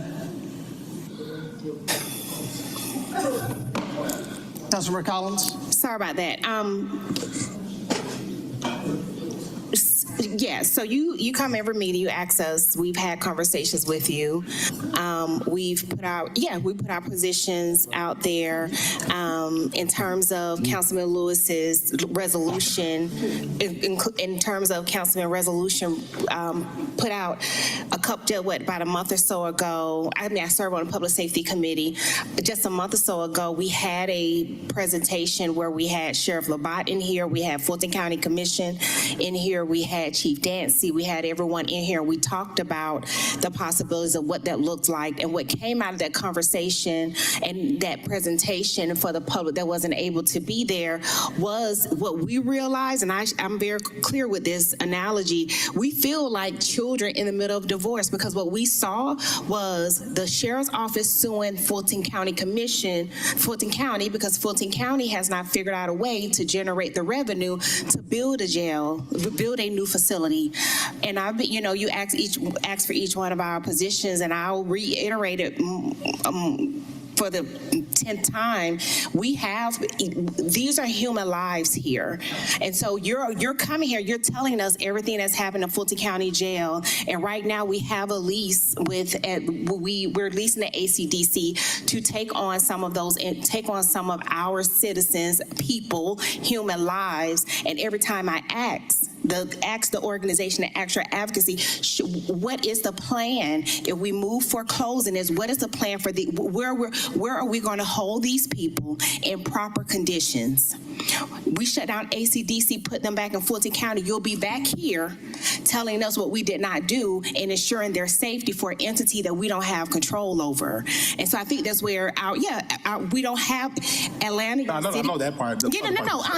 I'm reiterating it because you come here every meeting and you give us the list of everything that's happening in Fulton County, and we acknowledge it. Our silence is not that we're okay with what's happening, but you also have to understand, and I think you do, but I want the general public to understand the boundaries of control that we have as your Atlanta City Council, as the holder of ACDC. And so again, I ask, just you can send it to me. What are the suggested recommendations that you have that if we plan this stage withdrawal with no corrective piece of what's happening at Fulton County Detention Center, what's going to happen to those people? We move them back to Fulton County, more incidents happen. You're going to be right back here blaming us for that too. One of the recommendations you said, oh well, we can ship them to Butts to the neighboring counties. Yes, you did. That was never my recommendation. Go ahead. That was, yes, it was. You said that there's space and capacity. I said they already had leases in certain places. You said that there was capacity at Union City. There was capacity at the partners that we have, which is Forsyth County, which is the other surrounding counties. And I share it with you as a former defense attorney that have spent many nights and many days at Rice Street. The one thing that was inequitable in that space, most people that are in custody at Fulton County, guess what? Their families can't even get to a Paulding County, can't get to a Forsyth County, they can't get to a Union City to see and we them. discussed that as well, right? I'm sorry? And they can't visit them at ACDC, and we discussed that as well, right? I understand that, and we said we can work on that, but you dismissed that. So all I'm saying is that we have addressed every recommendation that you brought here, and we're still here at this instance of understanding what does it look like for us, to Councilman Bond's point, to support what's happening at Fulton County so that they can move on building a new facility. That's all that we're saying. And so I look forward to the continuing dialogue. You asked us, you looked us dead in our eyes on terms of where our position is, and I can only speak for me. Until we get a solid resolution for what's next for Fulton County, get locked in step with that plan and revenue to make sure that that facility is being built, I cannot in good conscience just shut a facility down and move people back into a space that we all agree is not the best space to be in, number one. And number two, I'm not also in agreement with perpetuating a system that's going to make it harder for our families that have been impacted by those individuals that's in custody in Rice Street to be continuing those spaces. So we need to work on, as part of the stage withdrawal, right, because it is staged, if we need to work on what does it look like to get access to, for families to be able to get access to their loved ones that are in ACDC, what does that transition look like, and how do we marry that with Fulton County's plan to build? I am all for that, but that's not what's being presented to us. What's being presented to us is it's our fault, this is on us, and that's not fair when we are simply trying to be a solution to a problem that's all of us to own as residents in this city and as residents in this county. So, Mr. Chair, I defer, but I look forward to being, continuing to communicate with you. Councilmember Collins. Councilmember Bakhtiari. Thank you. Thank you, Devin. I respect my colleagues' opinions. I respectfully disagree with them a lot. I voted against the paper to lease out the jail. I would vote against it 1,000 times more. I disagree with them. I don't think that there's any humane way to jail a person. We're not Sweden. We're not Switzerland. Our incarceration rates are way too high. We live the most surveilled city in the country, and we decide if a child is destined for prison by 3rd grade based on their literacy levels. If we've spent a quarter of what we did in preventative care, most of these people would not end up in jail. And I do not and will never stand by creating more carceral space to end incarceration. It makes no sense to me. It is not logical. And what I will say is that you are a subject matter expert on this. You've been doing this a long time. You come and you talk to us all the time. You make yourself available. You are always respectful and talking about things that are excruciatingly painful. And we all do have a lot. It's very complex. But for me, at the end of the day, you ask me where I stand, it's black and white. I don't think jailing is humane, and we were supposed to do it to get people off the ground. People are still on the ground, and we didn't move people from Rice Street, we moved them from Union City. And the gentleman that was locked in isolation for 3 days without being checked on and was found eaten alive by bed bugs, to me, that's enough for a lot of things. But I just wanted to say with you here and saying what you said and everybody taking the time to talk at you, although not all of my colleagues, but some, you work very hard at this and you care deeply, and I'm deeply appreciative of you and your team. And I'm not always going to see eye to eye with my colleagues, and I respect them a great deal, many of them and their life experiences. I can't take away from that. But you came here to ask us today about this. We made a mistake. That's what I wholeheartedly believe. And I will do, in the staged withdrawals already in motion because it was legislated. Whatever I can do to continue helping, I am here. But thank you, because I don't know how you do this day in and day out and feel like you are screaming into the void. I am sorry, and I will continue to make myself available. But you ask me where I stand. I'll never be in favor of jailing more people, ever. Thank you, Councilperson Bakhtiari, Councilman Lewis, Councilman Bond, Councilwoman Collins. Thank you much. Thank you. Next will be Dr. DeJuan Robinson. Due to yielded time, you'll have up to 10 minutes today. Don't go, Bakhtiari. Don't leave. How you doing? I didn't even come out here to speak on this today, man, but how hypocritical. She called the police on a black man in the park and lied and said that he robbed her and wanted to send him to jail, but she don't believe that? Man, y'all gotta stop falling for that banana in the tailpipe. One of our problems is, man, I'm sorry, one of our issues is that we have so many people that are not from Atlanta who messed this city up, coming out here with their own agendas. That's part of the problem, man. You don't have to be born here to fix this, but a lot of our problems have come from people who are not from Atlanta. That is part of our issue, man. Putting people out to run against people. I just seen we had, all due respect to as a woman, Felicia Moore, who I think is one of the worst politicians our city have ever had. Endorsing a man who's running for city council president, who we have a white man calling a black woman who running the B word. If a black man called a white woman that B word, he would have probably lost his medical license and it would have been hell to pay. But we allow, and we got the same woman up here who liking the post calling Miss Overstreet a B word. That's why I'm down here, because I understand politics is a contact sport, but it's disrespectful. You as a white man ran against a black woman for council president and another black man. There was no racial divide, no racial bias in your race. It was all fair and clean. There was none of that. But all these outsiders coming out here doing that, man, we gotta stop that. I haven't spoken about 7 months, but I was outraged about this because we got a white man who he don't care. Call her Mega Marcy and a B word. And you probably don't care. I'm standing up for this. It ain't got nothing to do with you. As a black man, this is my city. I'm graded to Bowen Homes, to Bunch Middle School, to Frederick Douglass High School, to another black university, Morgan State University, HBCU. So I'm black through and through. But that don't mean I'm against white folks. When I grew up, that was white flight. I never seen white people in the city of Atlanta. I can call Matthew Westmore at 2, 3 in the morning. He gonna answer. I don't have an issue with Mary Norwood. When that white woman got stabbed in Buckhead, that 17 woman by a young black man at 25, I went to court and said that was wrong. I don't stand by that. Ms. Wickoff, who I used to stay in her building, when she lost her cat and posted all over the building, I was on front line trying to help her find her cat because I seen her every day. I don't have an issue with white folks. I'm still conscious to know where white and black stand, but me personally don't have an issue because I stand by God through and through, day in and day out. But some people also get that confused because even Christ was upset and turned over the tables because how his people was acting. So anger does come, but this disrespect and a council member gonna lie because she disagree about she don't believe in jail, but she cried for a black man to get locked up, not knowing that black men have been hung and killed all our lives for white women lying and screaming. And that don't mean all, but that is the plight and the reality. Come on, man, we gotta stop this. And I also don't like that, I forget my lady's name from Jamaica, has come out here for 1.5 years talking about her son.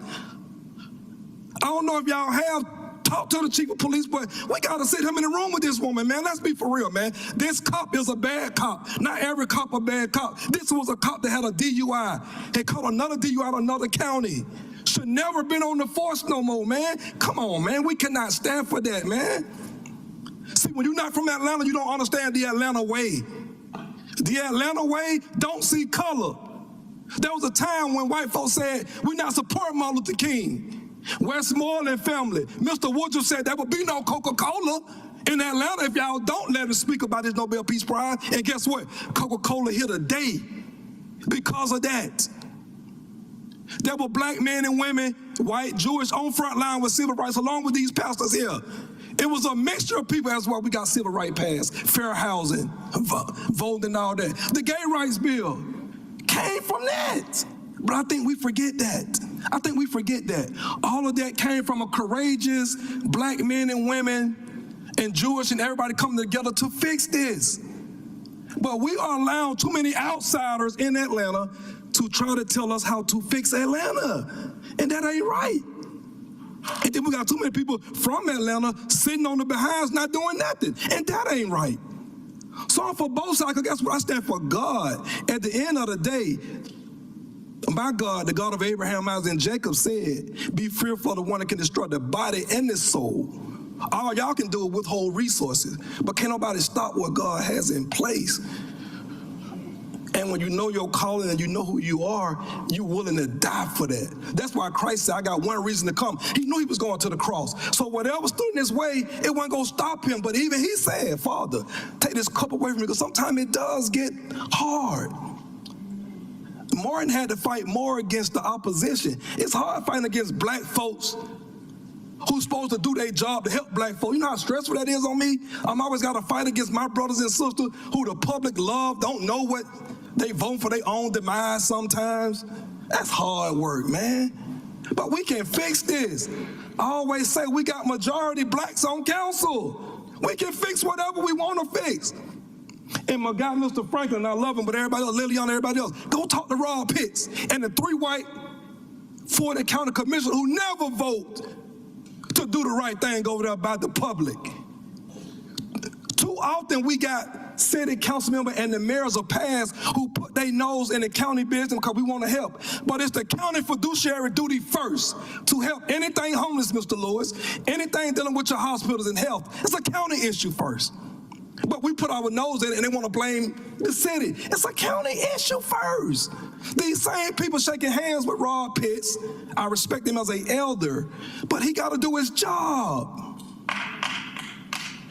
We got 3 white county commissioners over there never vote for the liberation of black folks to disperse money. Never. You got a whole commission over there who voting for saying that you have to put these 3 Republicans on the board. They are not standing down from that. Come on, man, we can't do that. Like we sing idle, man, but everybody want to quote King. His most famous thing is saying silence is betrayal. I don't think y'all really get that. Silence really is betrayal. Man, being black and standing up for it don't mean you don't care about nobody else. It that mean you care enough to really fight and do for your people. That's what it really means. It don't mean every other race are very intentional about helping their race first. That's mean I'm racial, not racist. I love to see the betterment of my black folks, but not to the detriment of white, gay, or whoever. When the lesbian Caucasian woman got mutilated at Piedmont Park, I was the only person that I seen come speak on that. Asking Mr. Shook, hey, can we do with that? All these fake gay activists, not one came down here. But they always want to try to play the LGBT card when it benefits them. When the tranny was murdered 3 years ago, I came down here, I'm a straight male. Never have played on the other side. But I'm sympathetic, that's God's, I have the agape love.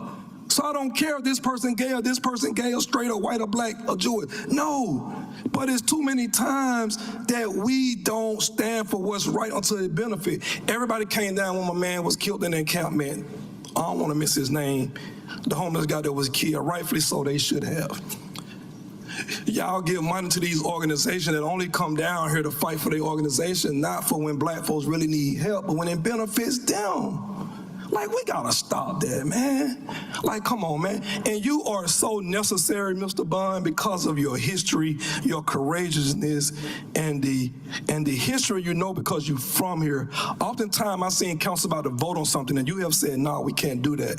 You know what I'm saying? Because this street was named after this or this was that, and we can't do that legally. That's why you're so necessary, man. I respect it and love it. You're necessary. And oftentimes, man, if we just work together instead of it being politically, I think we can get things done. One thing that I do respect you, Mr. Westmoreland, for many things, but when you taught at Carver, you still got a relationship with them black kids. You take them to vote. I've been down there. You're not telling them who to vote for. It's an experience. You still doing it with them. I know this for a fact that you're not saying, hey, vote for this person, that person. Like, you take them down there and you let them vote, and it's an experience. I respect that. I respect you and your family for adopting a black young girl. I respect all of that, man. So that made me respect you, because I know there's a humane side of you that does care for black folks. I love that, but that's what we need. White folks that don't mind helping black folks, and black folks that don't mind helping white folks, and together we are better. All this separation, trying to run this person against this person, man, we gotta stop all of that, man. We gotta stop that. But this guy that's running for city council president, man, around here calling the black woman the B-word, man, we can't stand for that, man. We're not trying to cause violence to nobody, but we gotta stop that respectfully, man. We cannot have that in the city of Atlanta. Thank you. Next up will be Zina Ahmad. You'll have up to 2 minutes. Yes. Thank you. You're welcome. Good afternoon, council members. My name is Zina Ahmed, and I'm a high school student at El Fala Academy and the founder of Vote 16 Atlanta, a youth-led initiative advocating for greater civic inclusion in our city. No taxation without representation. A single phrase that sparked a revolution and became one of the founding principles of American democracy. Why should American colonists pay taxes to a government they could not vote in, one in which they had no representation? Today I ask another question. Why should 16-year-olds pay taxes to a government they cannot vote in, one in which they have no representation? Isn't that going against exactly what our country went to war for? On behalf of Vote 16 Atlanta, I'm advocating for 16-year-olds to have the right to vote for that reason, among others. Now, I understand that laws don't change that easily. That's why I'm not here asking for laws to be changed. I'm here asking to begin the conversation, to take the first step toward exploring what youth enfranchisement could look like in Atlanta, whether through a resolution of support, a working group, or a youth hearing. Through our petition, Vote 16 Atlanta has already gathered almost 200 signatures from students, parents, and residents who believe youth deserve a voice in the government that represents them. And while the idea may sound radical, it's already happening in American cities like Tacoma Park, Hyattsville, and Greenbelt, where 16-year-olds vote responsibly in local elections. The same is true internationally, in countries like Austria, Scotland, and Brazil, where 16-year-olds have proven themselves capable, informed, and engaged citizens. The principle of no taxation without representation built this nation. I'm asking Atlanta to live up to that same promise by starting the conversation that brings young voices into our democracy. Thank you for your time. Thank you. Next will be Ray Stevens. Due to yield of time, you have up to 4 minutes today. Hey, thanks. I just wanted to start out by thanking Dr. Robinson. He helped me get that extra 2. And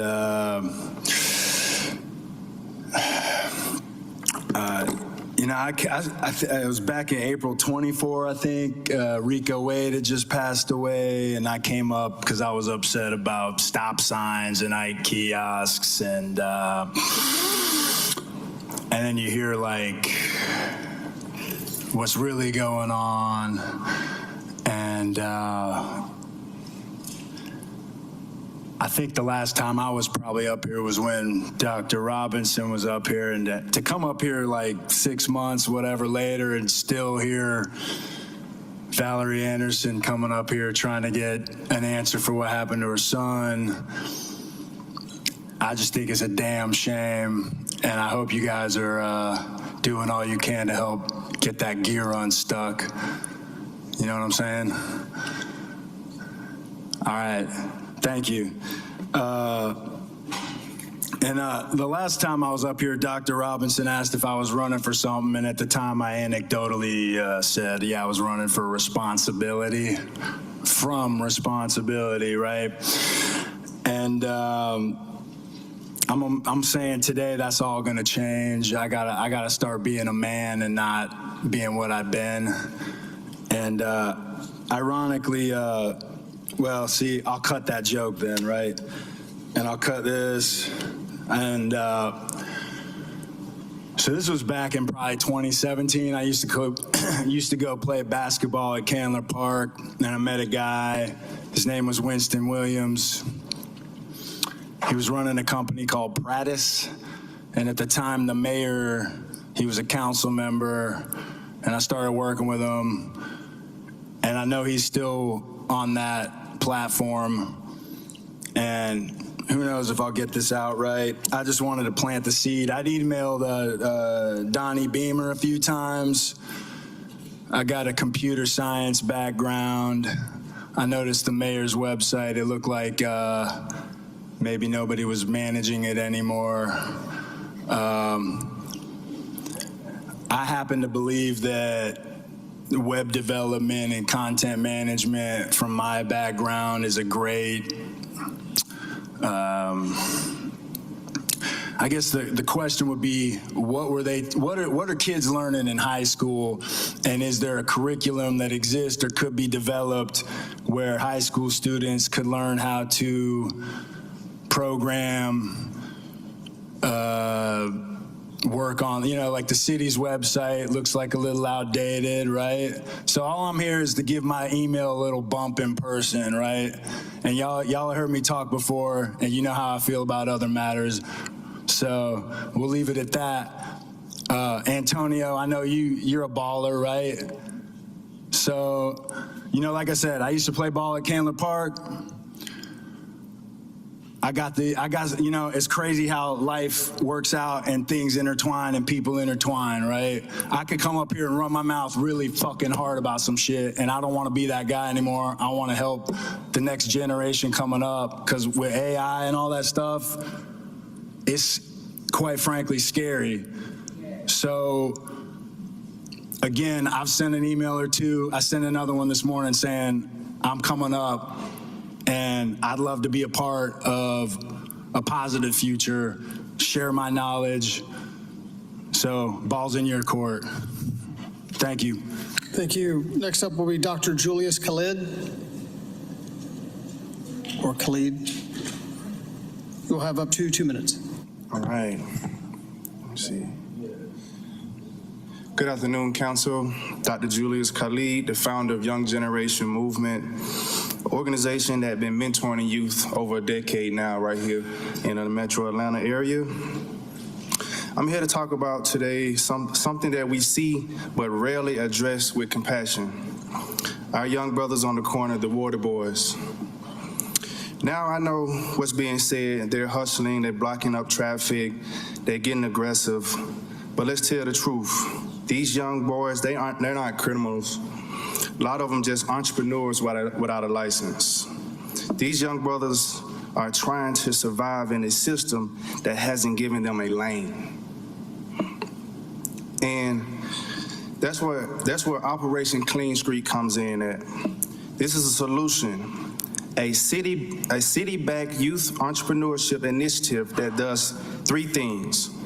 Replace illegal street vending with licensed youth vendors, provide mentorship program through Young Generation Movement and YG Urban Cafe, introduces plant water, which is a sustainable chlorophyll water in glass bottles made right here in Atlanta, as the official hydration product for our our city's youth entrepreneurs.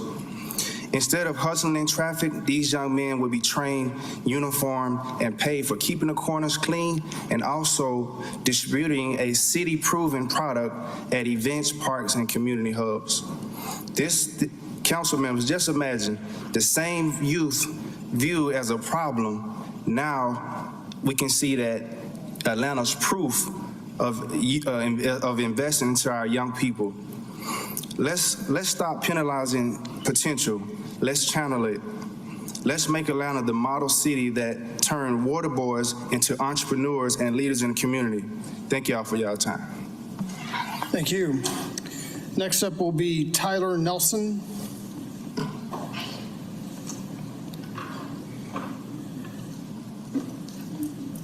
Due to yielded time, you'll have up to 6 minutes today.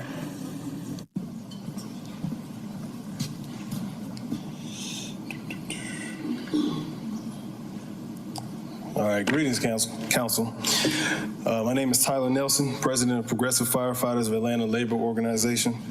As a City of Atlanta resident in District 4 and a sworn firefighter, as always, I want to personally say thank you for what each of you have done to help the fire department by approving raises, new equipment, and new stations. From the mayor down to everyone in City Hall, I say thank you. Our ordinance to be recognized and receive payroll deduction is currently being held in Finance Committee since October 15th. We want to have continuing conversations with each of you to dispel any negative propaganda rumors that may deter you from supporting our cause.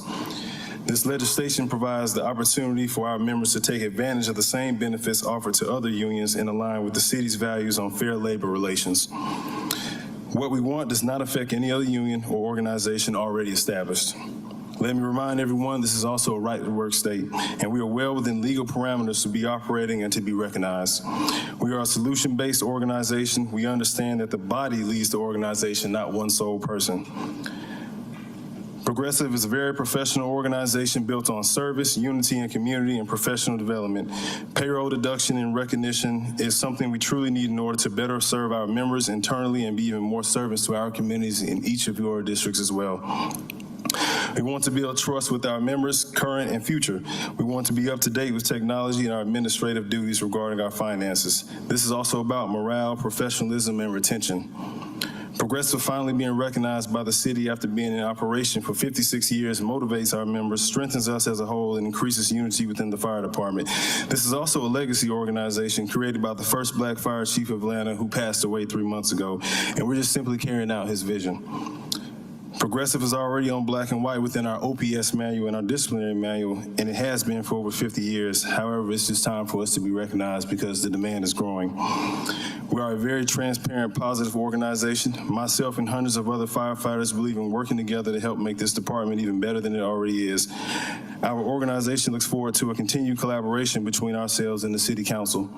Our mission is rooted in service. Myself and the Vice President beside me are both selfless men who are leading other firefighters from the front to be selfless as well. We are able to get a diverse group of all races on one page without fear-mongering or conflict. We do this from the goodness of our heart, and we do not receive a stipend for the work that we've been doing for the past 3 years. Our goal is simple: to build trust, promote unity, and keep serving Atlanta, both inside and outside the firehouse. Recognition and payroll deduction will help us to do that in a stronger, more sustainable way. I also want to make note, this is not the first time we've had two unions.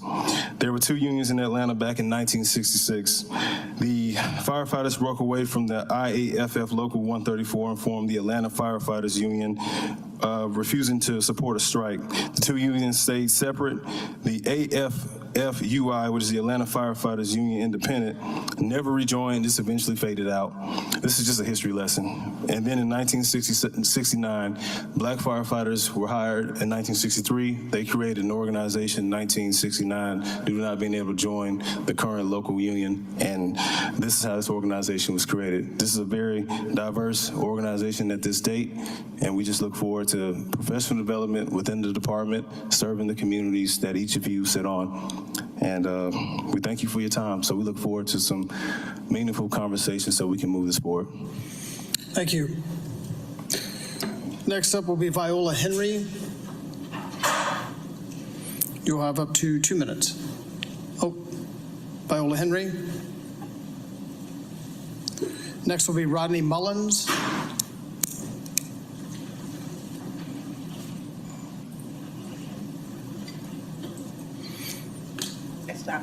Due to yielded time, you'll have up to 10 minutes. Thank you, Chairman. I'm honored to be here today. I thank all of you for your time, and I would like to dedicate a portion of my words today to a man named Shahid Dubois. Shahid Dubois was a freedom fighter. Shahid loved the community. He would have been here with me in a presentation like this, which is very serious, about the $15 billion that's proposed to be allocated to the TAD expansion. The reason I'm very concerned about this initiative is because based on the current policies of the Invest Atlanta organization, Invest Atlanta, it will displace over 10 to 15 communities that are already struggling throughout Atlanta. The Invest Atlanta policies right now have led to several issues, which is why Ryan Gravel, who's the creator of the Atlanta Beltline, left the Beltline board. Ryan Gravel, who created a lot of the framework for what you're working with now with the Atlanta Beltline, which is the biggest TAD. And this TAD will impact a lot of the initiatives that we're discussing today. My concern is that the allocation of funding, if you approve this policy, this initiative, this will lead to the further elimination of additional communities throughout Atlanta based on the fact that the issues that I would like to raise today.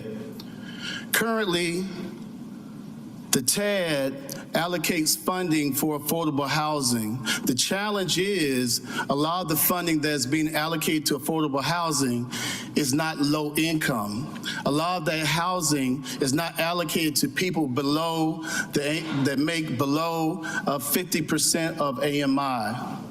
So the challenge is the people that work in your office that make below $50,000 to $60,000, firefighters, police officers, they can't afford the housing that you are preparing to legitimatize with this expansion of the TAD.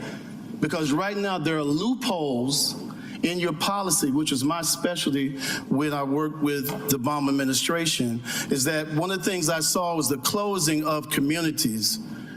And the challenge is, and one of the things I want to do today is to not stand by and watch communities close. Like a lot of you never heard of the Lightning community, Buttermilk Bottom, Sweet Auburn. These communities are in jeopardy, but they were all given the sweet elixir of hope, community reinvestment. They were told, we're gonna invite you back. You can come back now. You'll be able to come back. We got you. When I saw this $15 billion, it disturbed me. Because I said it reminded me of Weed and Seed. It reminded me of the Empowerment Zone. It reminded me of all things I read about before I did my volunteer work with a lot of the organizations here in Atlanta. And that is, it reminded me that it was money without a mission, without specificity. It was money without objectivity, without metrics. And it was an exogenous initiative that was going to influence the market. So I'll tell you what happened with Overlook Apartments and tell you why I'm concerned about what you're doing.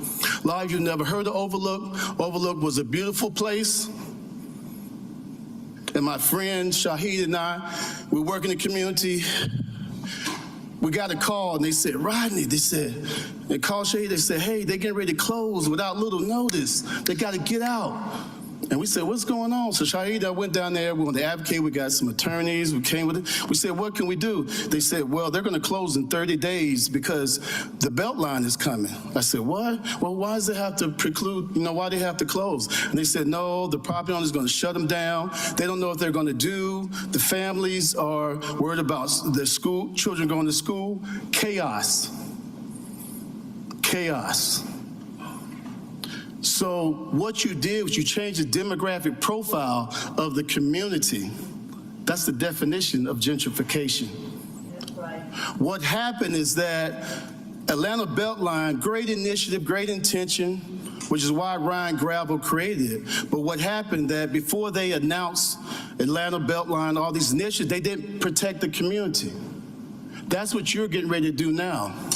When you announced this new neighborhood reinvestment initiative, there's nothing in place to protect the community or mitigate the current policies that are already hurting communities throughout the area. I'm here to issue a warning, to issue a plea that you look at the policy This policy will lead to the elimination of many families from certain particular communities. Now, you look at the way you set up the TAD, where you say, in order to receive TAD monies, you have to cut off your left hand to keep your right hand. You have to take away APS funds to get these other funds. Well, the Washington cluster has a 74% graduation rate.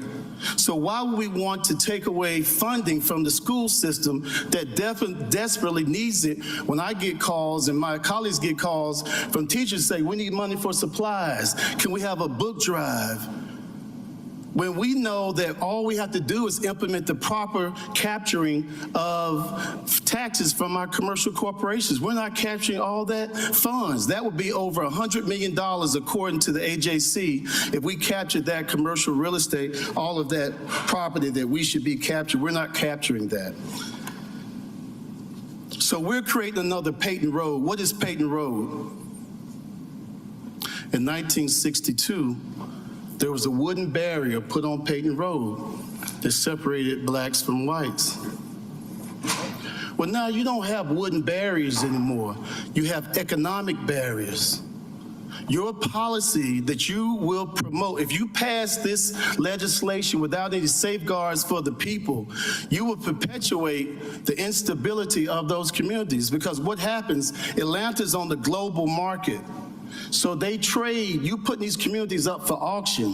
When they hear that you have investment, then they're going to start bidding on those communities. And you don't have any protections in place for a lot of these communities who don't have the wherewithal to get lawyers, attorneys, and to fortify themselves to withstand the influx of investors that will come into the community. So they'll lose.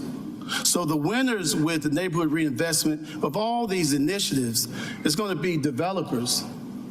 Not so much the children, not so much the families, not so much the average working class. Because the AMI that you're using, you should be using the NMI, which is a neighborhood median income.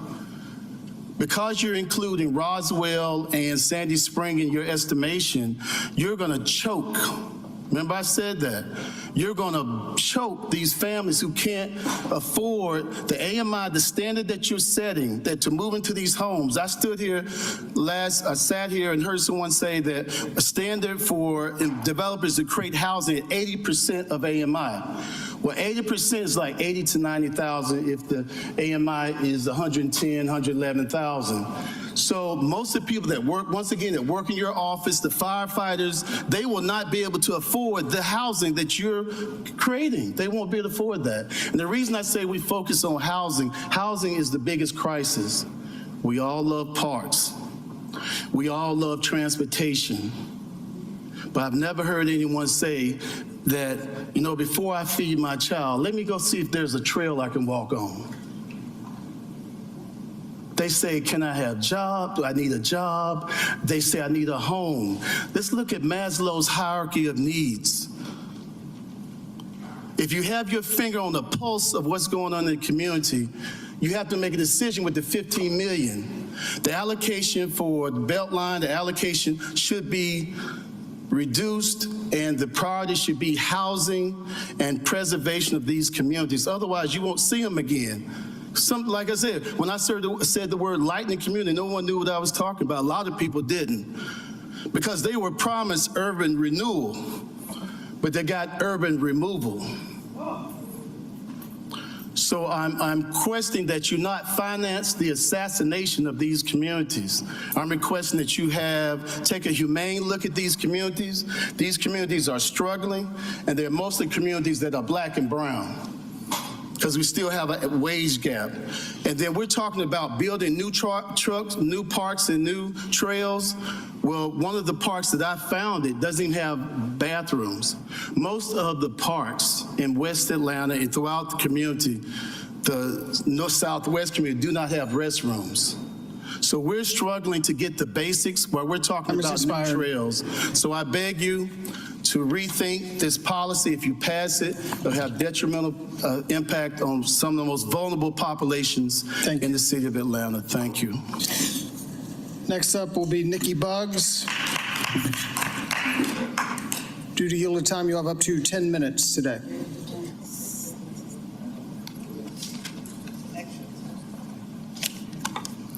afternoon. Yeah. All right, so you know why I'm here. And I do want to start off with the Landmark Condominium was a place that we called home. With ease, with no reservation, we called the place home. Judy Clement actually started that fight and a push 2 years prior to when we started. And then the rest of us picked up 4.25 years later.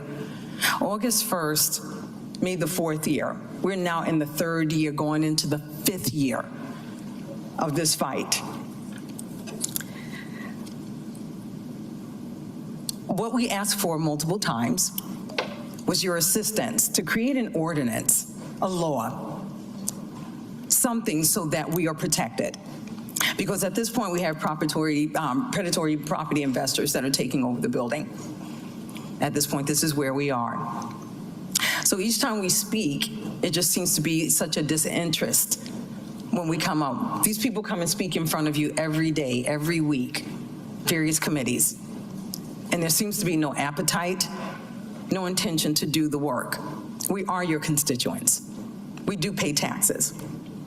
We do. If I conducted myself in this matter, my outcome would be slightly different than what's happening with these people.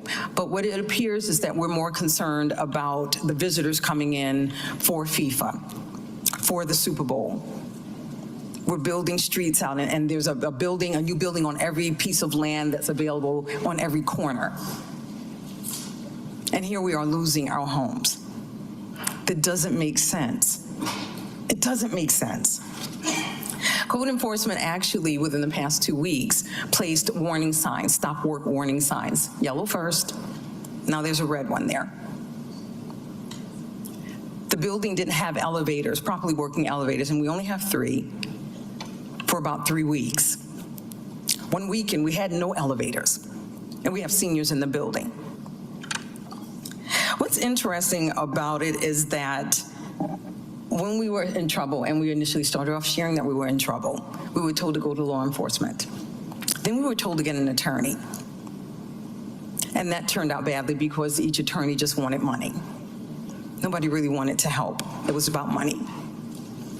Then we were told to go to City Council, the Senate, anybody that'll listen, which is what we did then too. And here we still are. It's the same fight. I'm disappointed when I spoke last week, kind of like what Ms. Franklin said, because I was disrespected as I stood here talking. As I said, we come here day in and day out, not to give you a bad time. This is not personal. This is not about you. It's not because I hate STRs. That's not it either. What I don't like is the fact that they came in and took over a building in your backyard. We're right behind your building. We're right here. And they took over an entire building. So now we have liens and foreclosures. People are losing their homes. There are only a few of us left, so all of us in line now because of inaction. You attempted the passion ordinance multiple times, but you had to cogitate on it. That's all I heard. I need to think about it. I need one more session, one more break. I need to cogitate. Well, your cogitation is now stalled. We're out of time. The laws have to change. Something has to change. And I said, I'll be glad to help. Whatever I can do, I'll be glad to learn. I'll sit, I'll listen, I will learn from you. The laws have to change. This is unacceptable because, again, if this happens in your neighborhood, in your backyard, most likely you wouldn't tolerate it. And as I stated, I visited a wonderful older condominium similar to the Landmark, the same setup in Buckhead. And it was fantastic. Same setup. You punch in, I call up to you, and you buzz me in, and I go in. They had concierge and all of the accoutrements that they deserve for their HOAs. For our HOAs, we have $1,300 a month, a double billing of water, electricity, gas, no security. Management doesn't even address us. The board doesn't even address us. But every month, they don't forget to send us an email reminding you to pay your HOAs. Not only this, we have over excess in assessments each month. Now we're on the hook for a federal lawsuit that the homeowners did not do. We're on the hook for that. Our insurance has gone up from under $60,000 to over almost $1 million. We're on the hook for that. I'm a little bit bothered that everybody's looking down at something, but it would just be great to get you to step in and do something, not say that you can't do anything. And I know there's a very limited scope that you do have. I do understand that. But we're your constituents. We're your people. We're in your backyard of your job. So every day you have to pass us. We're there. And we have nothing. This was a xenophobic packet I sent to you guys, all of you. Dead bodies, threats, lynchings of Black people. This is what we have. Defamation lawsuit. Foreclosures, liens. Homeless persons walking in and out of the building through the parking lot. Girls having a good time twerking in front of a mirror on my floor. That's not what I bought a home for. It really isn't. I don't think anybody did in that building. Not only that, as I stated, the Landmark is a historic building. Now it's operated as a motel. And again, this is not against you. This is not a personal attack. I don't know any of you, so this is not a personal attack. This is not a personal attack against STRs. We get there here. Definitely not that either. The problem is that they've taken over our building, and we have no recourse. And now they're working to expel us, the rest of us, from the building through foreclosure and lien. We need an emergency stay and an emergency injunction. We need you to step up and help somehow, some way. Not refers to another attorney who's going to keep bilking us. Everybody's out of money at this point because that's all we've gotten thus far. I'm an advocate for people that are losing their homes, for people that are concerned for their safety and speaking up. I am now the #1 target of the board in the building, me. So as I stated in the past, and I'll say it 100 more times, if I get sick, I die, I become incapacitated, I disappear, I hope if anything else, you step up and you do your justice and you find whoever harmed me. But at this point, the city, the Senate, the government has failed the Landmark homeowners. Thank you. Thank you. Next will be Nate Bailey. Due to yield of time, you'll have up to 10 minutes.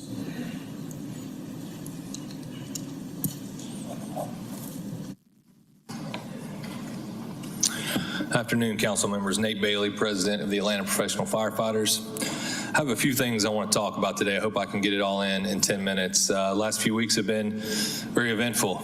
We've had a lot of things happen, and there's a lot of things to discuss. We're kind of at a crossroads for public safety and fairness and leadership. Over the past year, we've been tested by politics, our own leadership, and a little bit of deception, and we want to get past all that. We want to be open, we want to communicate, and we want to make sure that we are one unified department. The first thing I want to talk about is the staffing. It's the foundation of safety. You got to have trucks and you got to have people to fight fire. We thank y'all so much. Thank you for supporting and putting in this legislation. Atlanta's wanted this for a long time. There was a study in 2011 that suggested 4 and 4. There have been some periods when we had it when we were fully staffed, but we've needed it for a long time, and it puts us on par with every major city in the Southeast, even Greensboro and Charleston. So please support this resolution.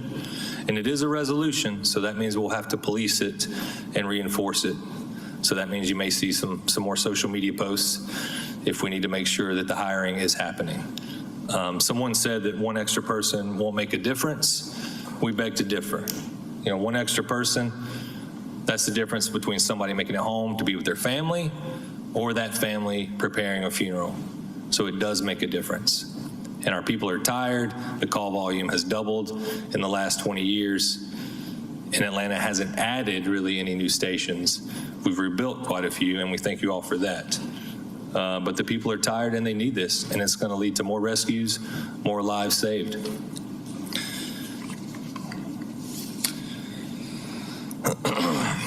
Another thing that we want to talk about is the engine orders. We're going to need y'all's help making sure that order for the apparatus in this year's budget is placed as soon as possible. We really asked for it to be done when the budget opened, and it's October. And I'm pretty sure if we don't place the purchase order, they will not start manufacturing the trucks. So it's been since 2021 that every engine and truck was in service. And you all know it's basic logic. You take one out of the mix and the others are going to take on more of a workload, and that's going to lead to more repairs. So please help us get that purchase order placed. I believe it's a very large order in the budget, and it takes 2 to 3 years to get them. So we're going to need your help with that. The second thing, I do want to add that this is a legacy item for you all and this administration. This is something that we can keep forever. We'll have to reinforce it since it's a resolution, but this is going to lead to more lives being saved and more property saved. The second thing is the ordinance for dues deduction for progressive. I want to start with, we fully support dues deduction for progressive. As President Nelson said, and Vice President Scott, it's a storied organization, and we know they're successful, and they have been successful, because Atlanta Fire Rescue is the only majority African-American fire department in the country. Our IFF Local 134 is the only majority African-American IFF local in the country. And we fully support their dues deduction. There is a pathway. We had our attorneys craft up legislation that would put a new chapter amendment under labor dues for fraternal organization dues deduction. It's almost exactly the same as FPSC, Federation of Public Service Employees. They had an ordinance that was done, and it just said it would be for dues deductions in their services, but it wouldn't be for representation of employees. This is very important, and this is why our attorney got scared, because in that original ordinance, there was a repeal all ordinances in conflict. And they said, we've seen this before. They won't say anything right now, but somebody tried to use the innocence of them wanting dues deduction to maybe plant a seed that they could mess it up for all of us, including progressive, IFF, and all the unions. And it wouldn't come up right away, but maybe 6 months, a year down the road, the law department can say, Title 25, the Firefighter Mediation Act, is enacted by local ordinance, even though it's a state law. If this is in conflict, then all it is a legal interpretation, and then it would be a huge legal battle. So we're asking y'all not to do anything with that labor code. If other organizations want dues deduction, we fully support it. And they need it. They have a huge party coming up in a couple months that they've been doing for decades. So we need to make sure that they have the support they need so they can do their community events and services. And we fully support it, and anything else we can do, just let us know. I'll send that amendment to you all for review, and we look forward to making sure they get dues deduction. But I do want to be clear, there can only be one representative for firefighters. That's why our attorney got really worried, because if you put 2 in there, it's in conflict with the state law, and that would put us into a real legal battle. And some management wants fractured, it's one of the oldest tactics out there. If you can fracture employees and keep them arguing with each other, then management wins. And we want to be strong, we want to be unified, we want to support each other. Because if you have the only majority African-American fire department in the Southeast, and we all come down here together, imagine IFF, Progressive, and we start talking about that pay plan, what do you think is going to happen? you know, and some people in the building know that, so they're going to try to throw some grenades at us. But we want to make sure they get it, and when I send it to you all, please review it and consult with them to make sure that they can get that so they can start building their organization. It is very difficult when you don't have dues deduction. The second thing I want to talk about is really the main thing I want to talk about today, and it is about one of our members. Shamari Owens came down here last year to ask for some back pay that he was owed. And when he left, no chief called him. No one called. Someone from the mayor's office did call to get some more information, but there was no other follow-up. Then he got some charges put on him for truthfulness and public criticism. Shamari completed the grievance process. So that takes care of the public criticism, because it says in the work rule, as long as you go through the chain of command. He went all the way through the chain of command. He got a letter from the fire chief saying he would be paid in 60 days. He wasn't. So we got an attorney for him. They sent a demand to the city. The city paid out about 10 grand. By our calculations, he's owed around 50,000. These guys did this out of class for 4 or 5 years. So if you look at the pay gap between firefighter and sergeant, it's more than 10 grand over 5 years. I'm finding out now that a lot of guys didn't get the full amount. But Shamari did the last thing that he knew to do. He came here and said, hey, I need some help. I thought for sure the chiefs would call him. Come on in, let's review it. They filed charges on him. And then a week ago, he got a dismissal notice through his email, which we've never seen before. Usually they call you down to the OPS and you discuss it. He got in his email a dismissal notice, and I'm going to use every single resource available to defend this member. If the chief follows through with this dismissal, we'll get his job back, because the Civil Service Board is going to look at the facts and get him back on the job. And we're also going to file a major lawsuit that's going to take a chunk out of this place, because it's tied to the retaliation against all the other board members. Also, I want to add, and this is very important, y'all might want to take to the law department, Shamari went to the OIG's office to talk about the retaliation. How's it going to look if the chief terminates him and then the OIG releases a report of all the retaliation that's been ongoing against IFF members? When I say people are retaliated against me, I had chiefs call in saying, don't send out an email asking your members to come down there today, because I don't want them to get transferred. That's what's really going on in the fire department. And I put it on social media, and I'll say it right here at this microphone, we're having a failure of leadership if someone is persecuted simply for asking for the money they're owed. He's got a wife, he's got a kid. And I'm going to use every resource available to make sure he keeps his job, and I need y'all's help with that. Please go to the law department and ask them to take another look at this before the chief sends this man home without a career, and then we're going to have to unleash hell to make sure we get his job back. And the chief might be racking up a bill for y'all, because all these are starting to tie together. We put something on social media about staffing. He gets an email saying he's being dismissed. There wasn't a disciplinary review panel that decided this. The chief unilaterally made the decision. Right at the same time, we're making noise trying to get this staffing resolution through. So it's unfair. It's got everyone in the department really pissed off right now, including me, and I'm trying to hold back the emotion right now, but this guy did a job that the chief asked him to do.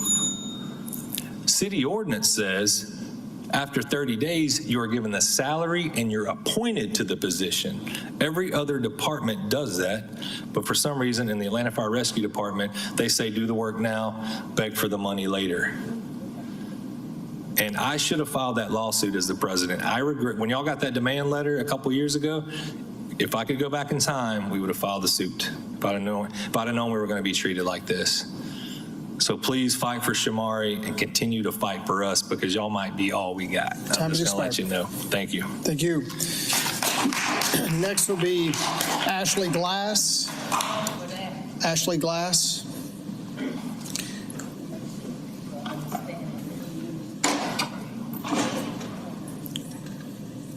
You'll have up to 4 minutes due to yielded time.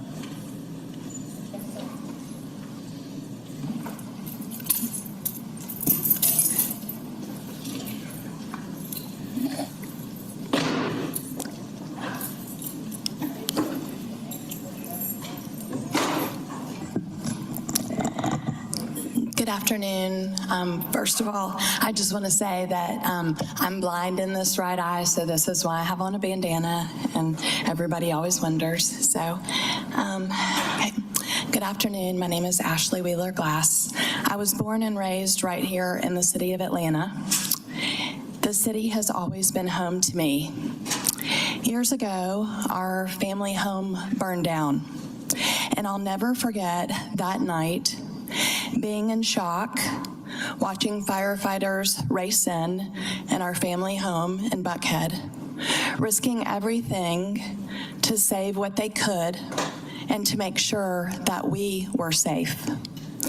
That moment changed me because when you've seen firefighters up close, not in a parade and not on TV, but in the middle of the night, when everything you love is in danger, you never forget what real courage looks like. That's the kind of bravery that Atlanta firefighters show every single day. They just go when they're called. They suit up, they step up, and they put their lives between danger and the rest of us. I worked at Grady for 8 years, so I saw this a lot. I'm also married to a fireman. They do this out of love for their job and for the love of this city, the same city many of them were born and raised in. They miss holidays and they miss birthdays. They tuck their kids into bed over FaceTime. They carry trauma from calls they will never talk about. And yet they keep showing up for this city. That's what makes Atlanta strong. People who serve no matter what.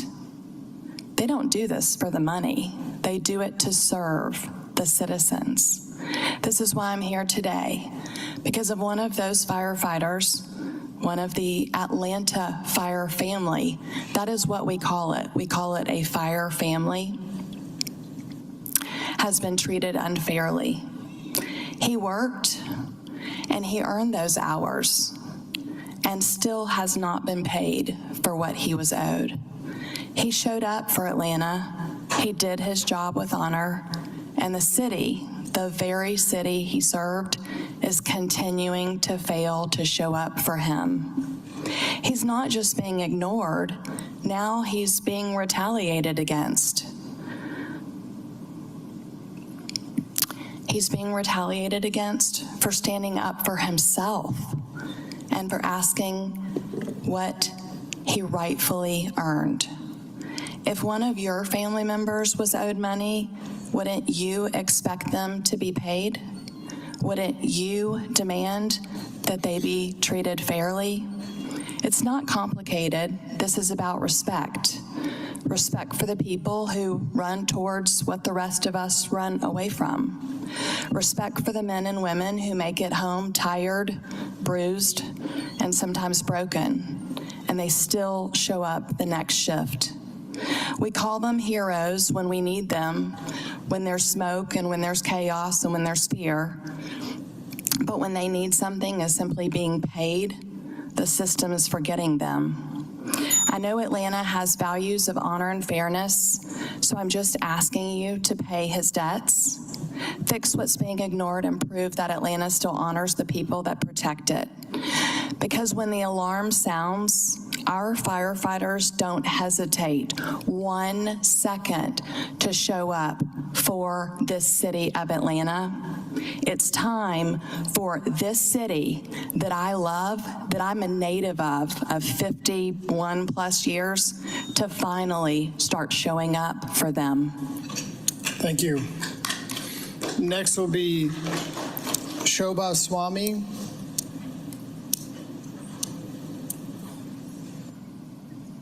You'll have up to 4 minutes.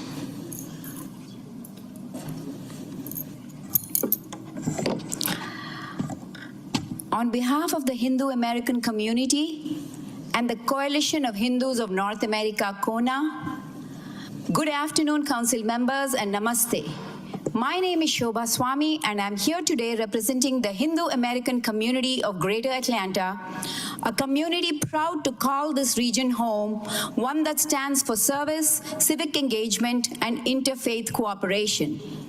Hindu organizations throughout Metro Atlanta have consistently given back, operating food and clothing drives, conducting health and blood donation camps, offering stress management workshops, providing disaster relief, and supporting families through the COVID-19 crisis. These efforts have been inclusive, helping all members of our community, regardless of faith or background. This is the spirit of seva, or selfless service, and it reflects the inclusive values that Atlanta cherishes. However, we are deeply concerned today that misinformation and hate speech have recently been brought into this very chamber in the last few weeks. This is very troubling pattern, and we are seeing that Hindu American organizations and Hindu leaders are being targeted with misinformation, hateful imagery, and rhetoric that seeks to depict them as extremists, threats, or dangers to society. Now, I would like to give you a few examples of incidents of hate right here in Georgia. Right here in 2021, in Forsyth County, racist signs bearing the phrase "No Dot" were posted along Kelly Mill Road and Bethelview Road.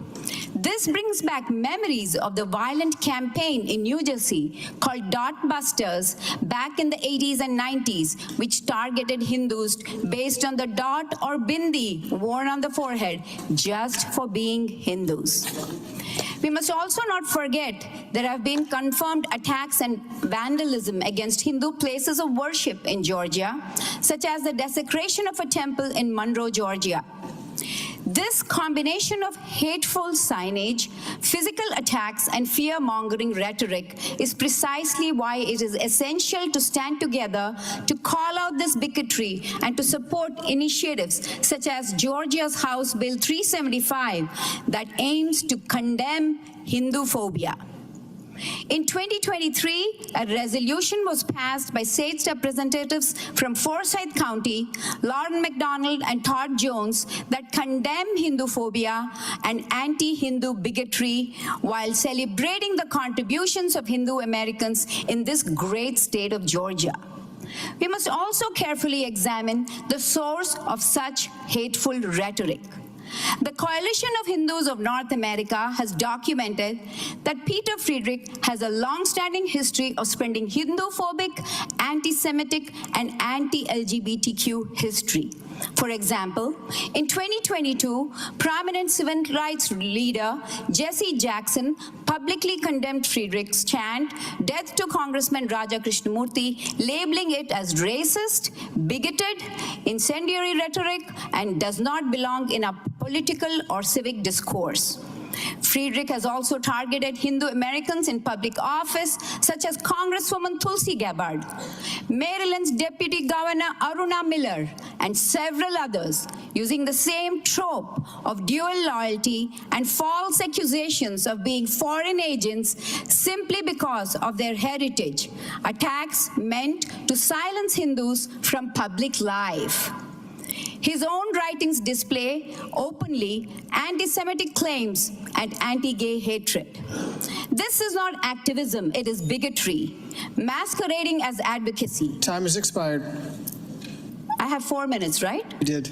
Give me just a few. I'm sorry, we cannot no, let time has voices like expired. this I'm sorry, derail our ma'am. shared agenda of inclusion Ma'am, and civic time engagement, has expired. where Atlanta is built on a strong relationship Ma'am, you with the had your Hindu 4 American minutes. community. So thank you, council members, and we bring Diwali greetings to each one of you. Thank you. Thank you. Next up will be Peter Friedrich. Due to yield of time, you'll have up to 8 minutes.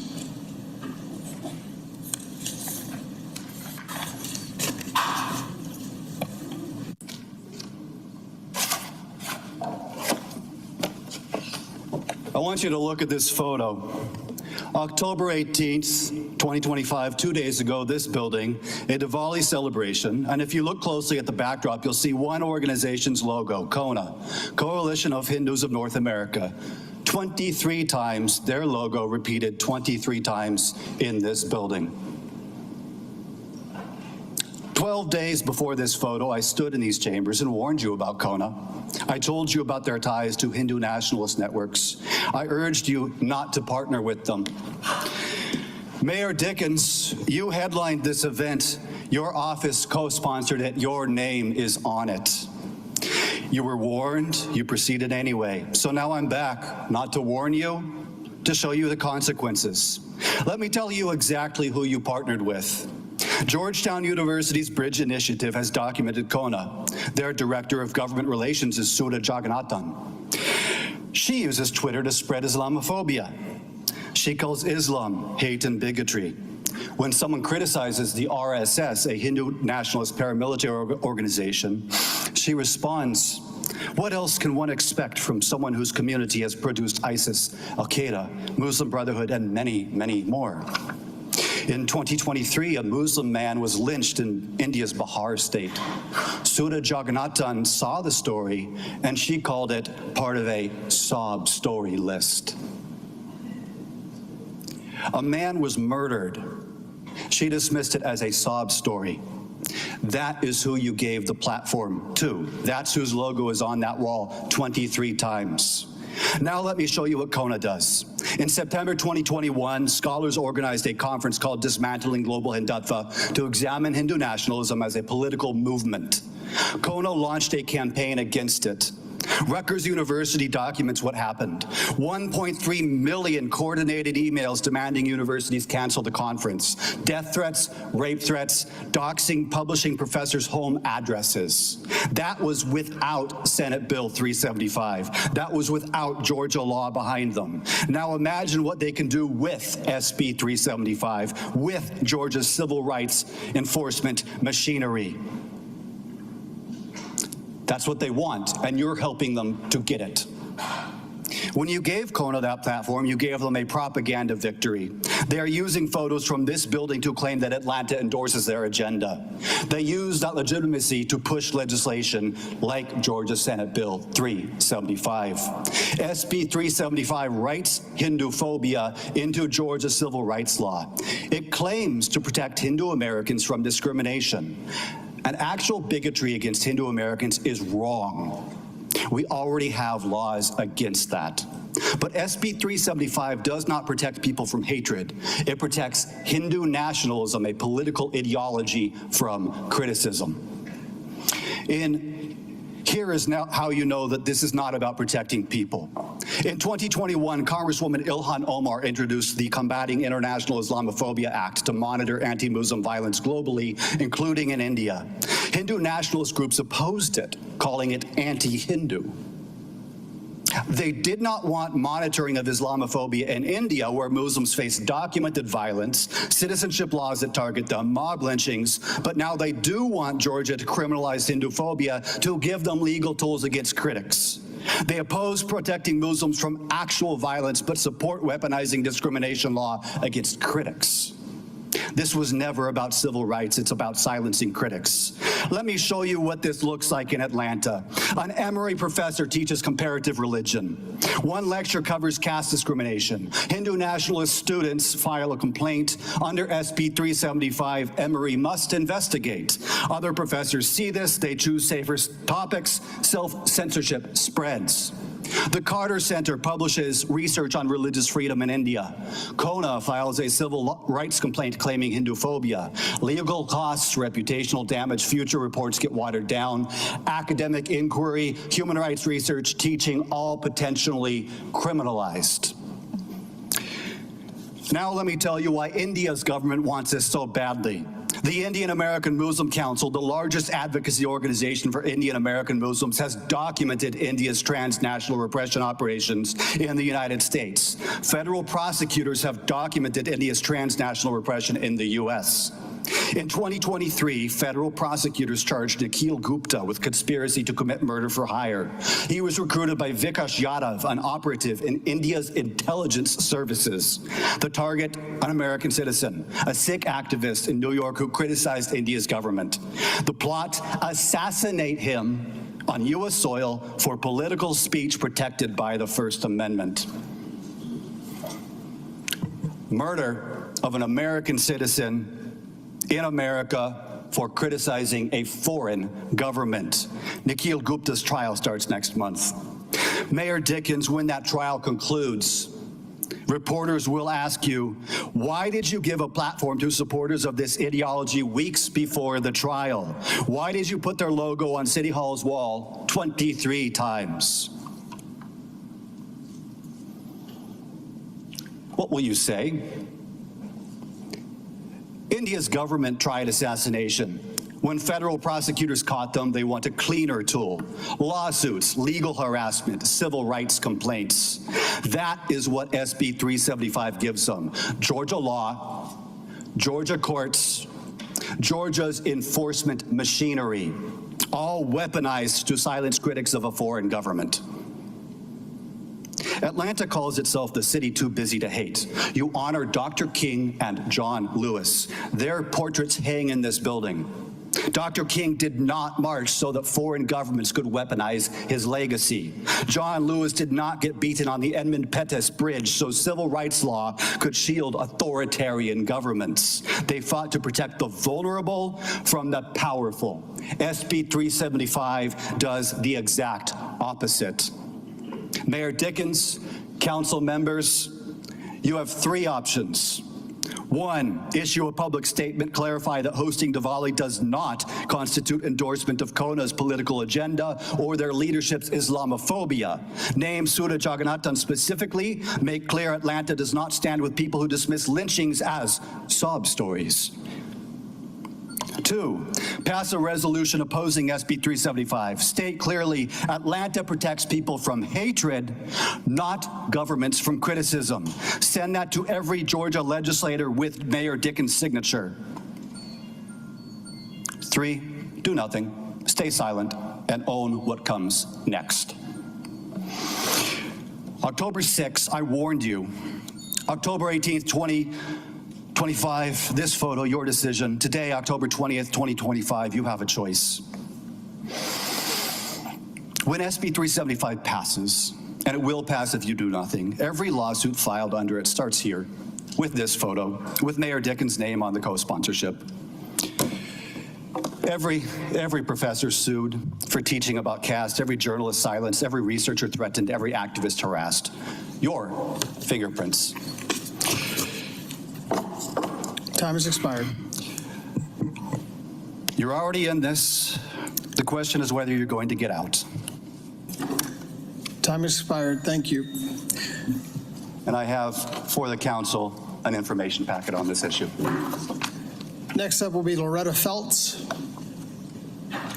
Loretta Feltz. Next up will be Esther Dunraj.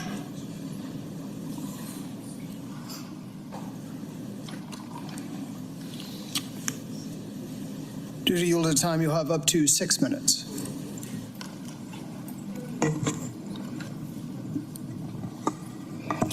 Good afternoon, council members. My name is Esther Dunraj, and I'm here as a concerned member of the Hindu community of the city of Atlanta in support of Hindu Swayam Sevak Sangh USA, known as HSS. It is a federally registered, IRS-recognized 501c3 nonprofit that has served communities across this country for nearly 4 decades.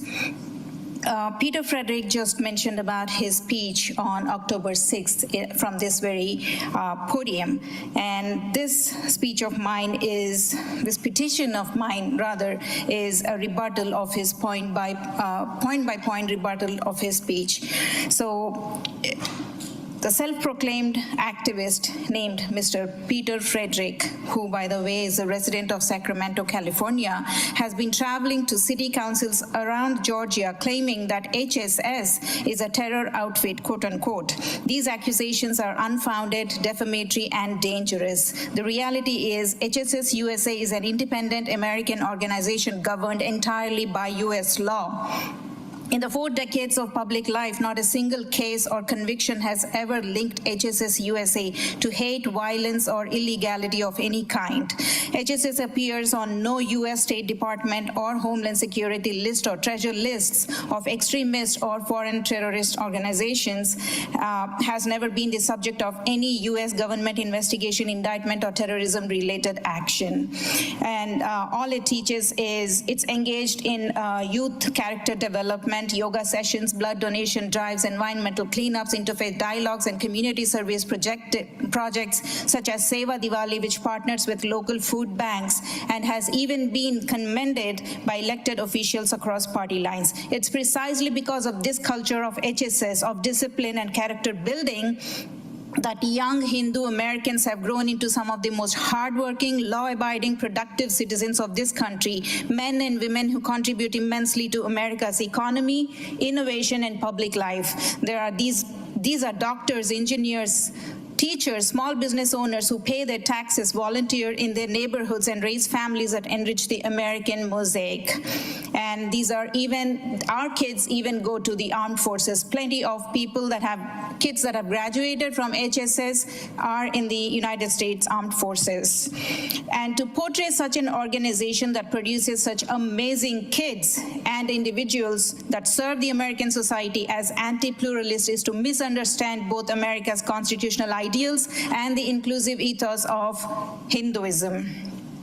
Now, coming to whatever allegations and accusations Mr. Frederick presented in the 6th October speech, there is no factual or legal basis for labeling HSS as a terrorist organization. Human Rights Watch, which he cited, whose reports are often cited by critics, has never designated HSS as a terrorist group. Ms. Audrey Trushk and Mr. Rohit Chopra, the two people Frederick cited in his accusations as sources to his accusations, are entitled to their opinions, but their comments represent personal ideological interpretations and not verified research findings. Neither has produced peer-reviewed empirical studies establishing organizational wrongdoing or illegal activity by HSS USA. Moreover, Trushk's scholarship on South Asia has been widely criticized by other historians. Now, Mr. Frederick is not a scholar or policy expert on South Asian affairs, neither is he a Georgian, much less Atlantan. His writings are primarily opinion pieces published through advocacy platforms with known ideological leanings. Multiple independent researchers have documented his affiliations with foreign political lobbies and his pattern of targeting Hindu organizations under the guise of anti-fascism. According to Z News, a major Indian national news network, and findings cited by the New Delhi police, Frederick has been at the center of a long-running disinformation network reportedly linked to Pakistan's ISI. An independent research group, Disinfo Lab, in its report, The Unending War from Proxy War to Info War Against India, describes him as an alleged kingpin of coordinated propaganda. Now, between 2007 and 2014, his main target wasn't HSS or any Hindu organization. It was Mahatma Gandhi himself, breaking Gandhiji's statues, delivering hate speeches against a leader who is considered the father of the nation by 1.4 billion people, and calling him a racist, pedophile, and child rapist were centerpieces of his so-called activism. Only after 2014, when the political winds shifted, did he rebrand his campaign to attack Hindu American organizations such as HSS. This is the individual now asking American city councils to distrust law-abiding volunteers who feed the hungry and teach nation-building values that align with American values to the next generation. When a few municipalities were pressured to revisit proclamations, it was not because HSS was found guilty of wrongdoing. It was due to coordinated political lobbying by a handful of propagandists presenting selective, unverified information. In cities where council members took time to meet HSS volunteers and verify activities, proclamations have remained or have been renewed based on HSS service record, not propaganda. Council members, I respectfully urge you to judge us by our work and not by a concerted propaganda who profit from division.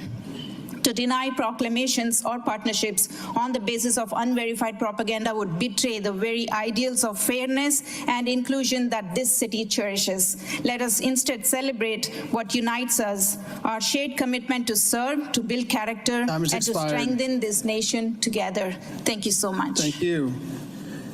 Final speaker today is Alvin Rashad. Alvin Rashad. Okay, that concludes our speakers for today. I want to thank all the members of the public who've come down to speak before the council. And next we'll move to the report of the journal. Madam Clerk.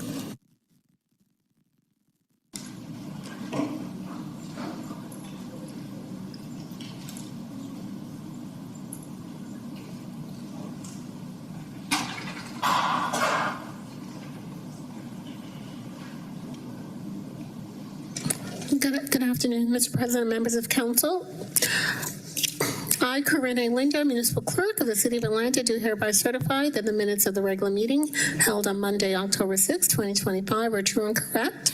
If there are no additions or edits to the minutes, I would entertain a motion to adopt. Moved by Juan, seconded by Lewis. Is there any discussion on the motion to adopt the journal?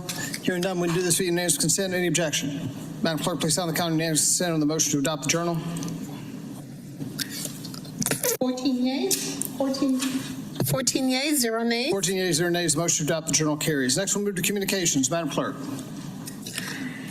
That's 13 yeas, 0 nays. 13 yeas, 0 nays. The motion to adopt the journal still passes. Next, we'll move to communications. First item is 25C0117. This is a communication from Donald T. Pinova, CPA, Chair Audit Committee, submitting the performance audit report, offboarding, staff recommendation to refer to Finance Executive Committee. Let the item follow that course. Item number 2 is 25C0118. This is a communication from Donald T. Pinova, CPA, Chair Audit Committee, submitting the performance audit report, moving Atlanta Forward 2025 annual review.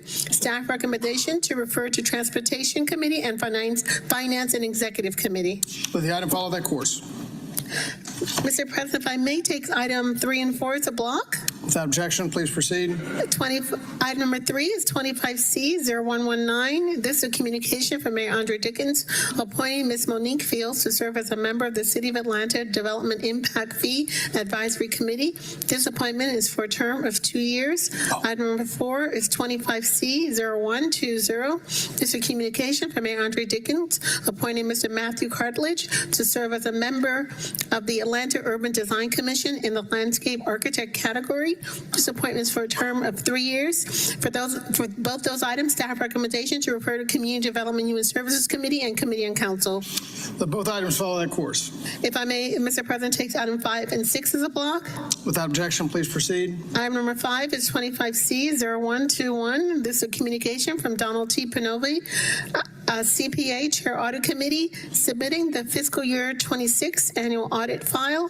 Item number 6 is 25C0122. This is a communication from Mayor Andre Dickens, appointing Mr. Van Hardeman to serve as a member of the Office of Buildings Technical Advisory Committee.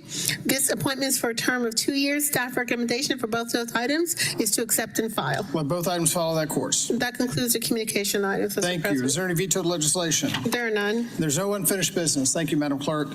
Next, we'll move to the consent agenda. Section 1, these are items that begin on page 4. They are items for second read. Therefore, the appropriate motion will be to adopt. But first, let me ask, are there any items to be removed from the consent agenda? Councilmember Amos. Yes, I have one item number 20, page 14, to be removed. That's 25-R-3742 in reference to the stitch. It need to be substituted. 25R-3742 will be removed. Any other items for removal? Hearing none, I would entertain a motion to adopt the consent agenda section 1 with one item removed. Moved by Councilmember Juan, seconded by Councilmember Bakhtiari. Is there any discussion on the motion to adopt the consent agenda section 1? Hearing none, we'll move to vote. Madam Clerk, please open the vote on the motion to adopt the consent agenda section 1 with one item removed. The vote is open.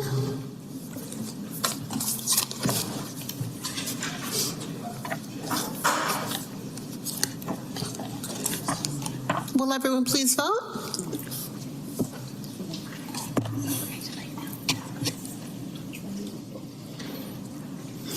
The vote's closed. 15 yeas, 0 nays. 15 yeas, 0 nays. The motion to adopt the is passed. Councilmember Lewis, brief comment. I would like to send 1436 to the mayor's office post haste. Second. There's a motion to send 1425, what is that, R? 1436, thank you, to the mayor's office post haste. Motion by Councilmember Lewis, seconded by Councilmember Bond. Any discussion? The motion to move this item post haste. We can do this via unanimous consent. Any objection? Madam Clerk, please sound the count on unanimous consent on the motion to move the item post haste.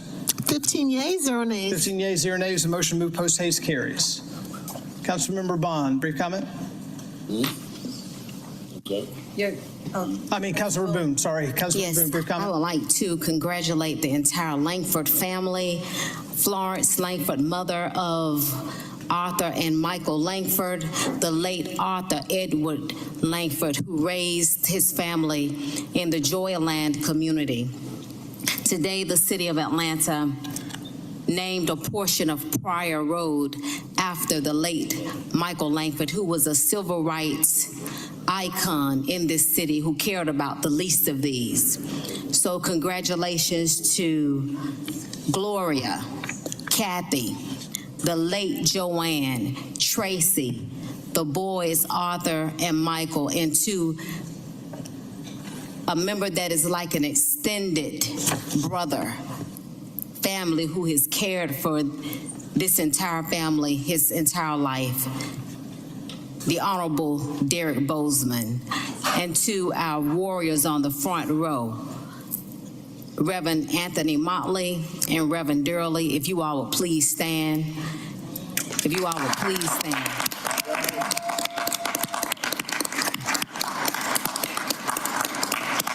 Congratulations. Congratulations. Thank you, Councilmember Boone. Councilmember Lewis. And I just want to say that our community voted for me because they had seen a organizer and seen people like me before. They had seen people in our community, young boys that they've raised, that went to our schools, that went to college and came back to organize. So I'm a direct beneficiary of the work of Mr. Michael Langford, Mr. Arthur Langford, Mr. Derek Bozeman, and I'm honored to be the council person to put that legislation in to make sure you can get off on Arthur Langford Parkway and hang a left on Michael Langford Boulevard and drive down to Shirley Clark Franklin to get to City Hall, because when you come from the south side and you come down to City Hall, you're gonna go through some stuff, and the people, the roads that you're gonna touch, you're gonna know that they touched, that they built it for you. So I'm super excited to be a part of this. Thank you again. And if you, and President, if you please, if you may, if you'll allow, we do have Councilmember Bozeman who's here. I don't know if this is something you allow, but if you allow, we can go into committee of whole and allow him to speak. He said no. He is. Yeah, Mark. Speech. I'd like him. He says, thank you for the offer, if I'm interpreting his hand signals.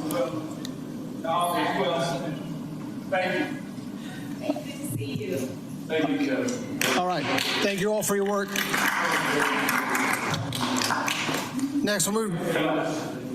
Thank you. Next, we'll move to consent agenda section 2. These are items that begin on page 30. They are for first read. Therefore, the appropriate motion will be to refer. First, let me ask, are there any items to be removed from the consent agenda section 2? Hearing none, I'd entertain a motion to adopt refer the consent agenda section 2. Motion to refer by Councilmember Wan, seconded by Councilmember Shook. Any discussion on the motion to refer? Hearing none, move to a vote. Madam Clerk, please open the vote on the motion to refer the consent agenda section 2. The vote is open.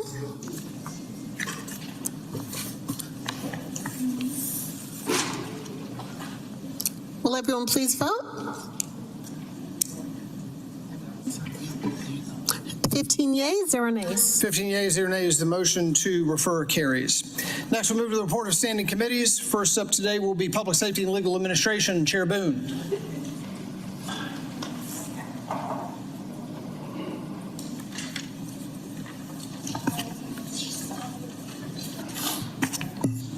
Thank you, Mr. President.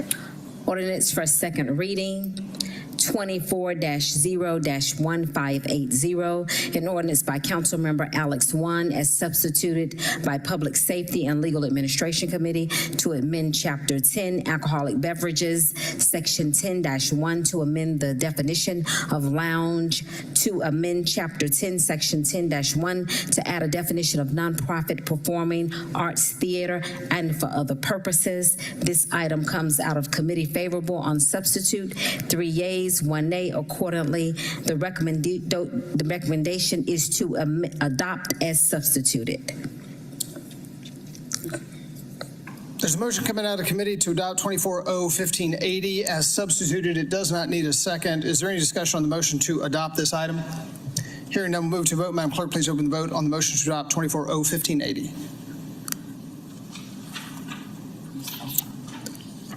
One moment.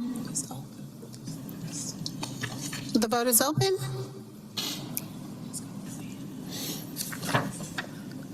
Will everyone please vote?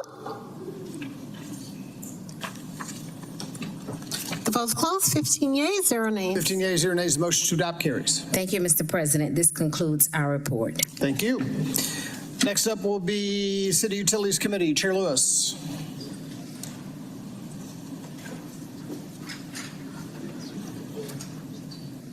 No report. Thank you. Next up will be Community Development and Human Service Committee. Chair Winston. Thank you, Council President. We do not have a report. Thank you. Next up will be Transportation Committee. Chair Amos. Yes, sir, Mr. President. We have one for second reading, 25-0-1556, item number 1 on page 47, an ordinance by Councilmember Byron D. Amos to amend Chapter 150, Traffic and Vehicles, Article 4, Stop, Standing, and Parking, Division 4, Residential Parking Permit to expand the Residential Parking Permit Program, Title Vine City Residential Parking Area to waive certain requirements of the City of Atlanta Code of Ordinance Section 150-148 and 150-149, and for other purposes. Motion is to file. So motion coming out of committee to file 25-0-1556. It does not need a second. Is there any discussion on the motion to file this item? Hearing none, we'll move to vote. Madam Clerk, please open the vote on the motion to file. The vote is open.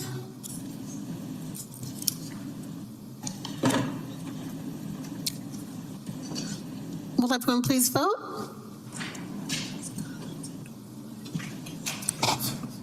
Will everyone please vote?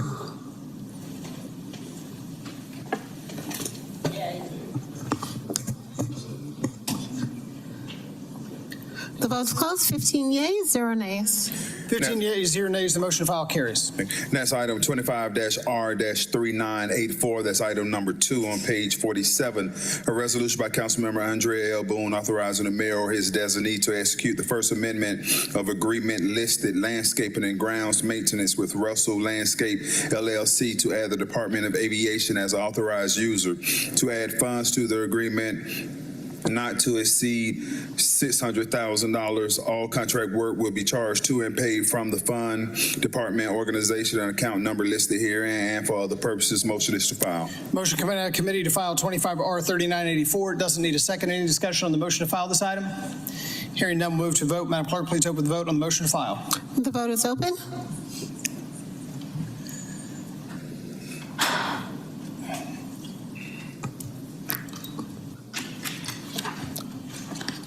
Will everyone please vote?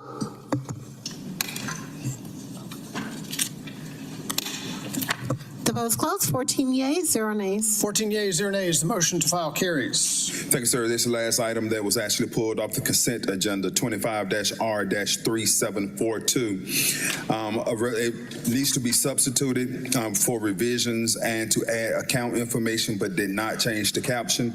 A resolution by Councilmember Michael Julian Bond authorizing the mayor or his designee to amend the project management agreement for the second time with Atlanta Downtown Improvement District for the I-75, I-85 capping study, the Stitch, to authorize the mayor or his designee to execute the second amendment to the project management agreement with Atlanta Downtown Improvement District related to the Stitch and for other purposes. Motion to substitute. There's a motion to substitute by Councilmember Amos, 25-R-3742. Is there a second? Seconded by Councilmember Overstreet. I believe that everyone has received the substitute in their email. Is that correct, Chair Amos? Yes. Is there any discussion on the motion to substitute? Hearing none, we'll move to vote. Madam Clerk, please open the vote on the motion to substitute. The vote is open.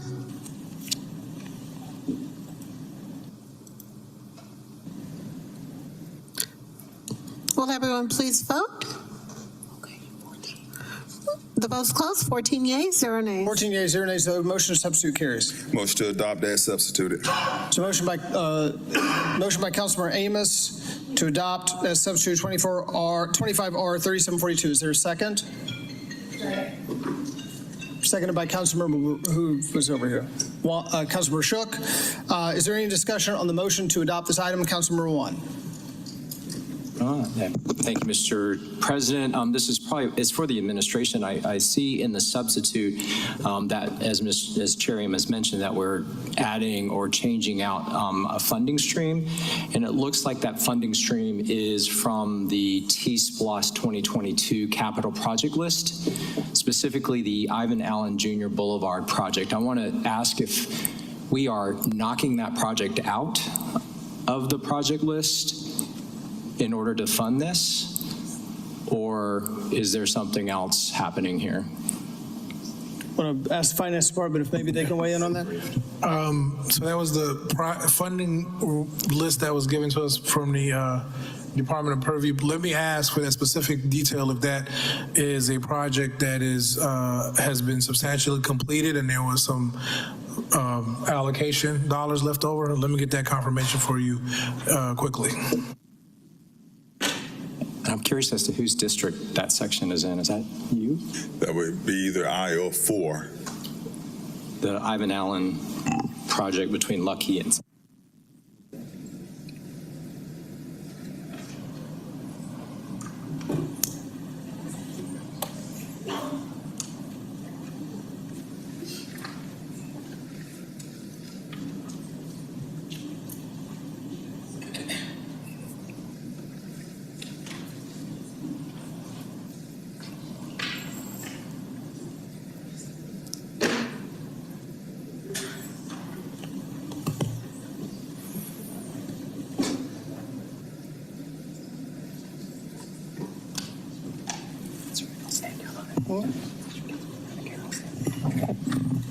Councilor Warner, are you yielding the floor? Never. Any other discussion on the motion to adopt 25R 3742 as substituted?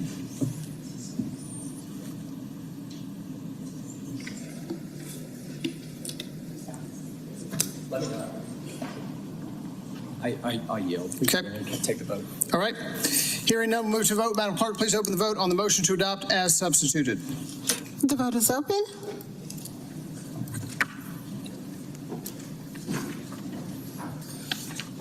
Will everyone please vote?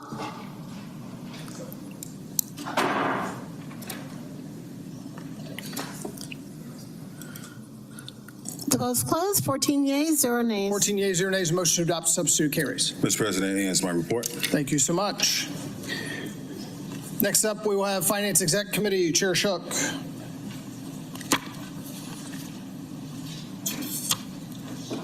Thank you, Mr. President. The first of our 3 items is 25-0-1504. This is an ordinance by Shook, substituted by Finance Exec, amending the charter as indicated of the City of Atlanta under and by virtue of the authority of the Municipal Home Rule Act of 1965, et cetera, as amended, et cetera, to update the requirement for budgeted anticipations not to exceed 99% of the normal revenue collected during the prior year, to amend Part 1, Subpart A, Article 6, Chapter 3, Section 6304, which is budget amendments, to update the processes for budget amendments and for other purposes. This comes forward favorably. It's a charter change. This is the second read, first adoption. Move approval. There's a motion coming out of committee, I believe, correct? Yes. There's a motion coming out of committee to adopt for the first time to require for charter change 25-0-1504. Does not need a second. Is there any discussion on the motion to adopt this item for the first time? Hearing none, move to vote. Madam Clerk, please open the vote on the motion to adopt. The vote is open.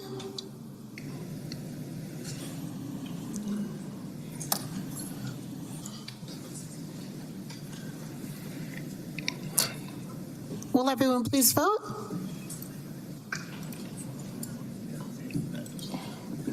The vote is closed. 14 yeas, 0 nays. 14 yeas, 0 nays. The motion to adopt carries.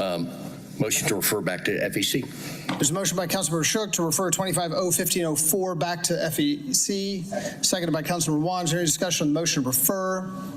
We do this via unanimous consent without objection. Any objection? Madam Clerk, please sound the count on unanimous consent on the motion to refer this item. 14 yeas, 0 nays. 14 yeas, 0 nays. The motion to refer carries.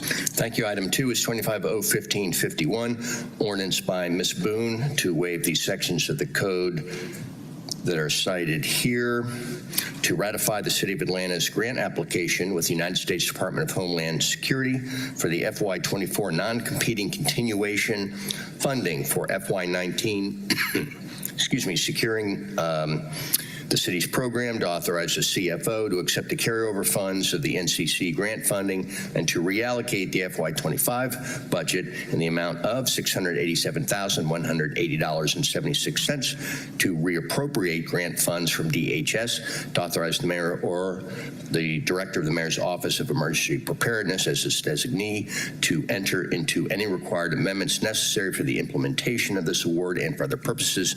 The administration has requested that this be referred back to FEC. That is my motion. There's a motion by Councilmember Shook to refer 25-01551, correct? Yes. Yes. Seconded by Wan to refer this back to committee. Is there any discussion on the motion to refer? Hearing none, we'll move to vote. Madam Clerk, please open the vote on the motion to refer this item. The vote is open.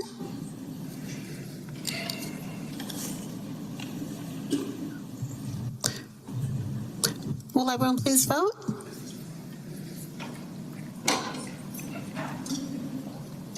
Will everyone please vote?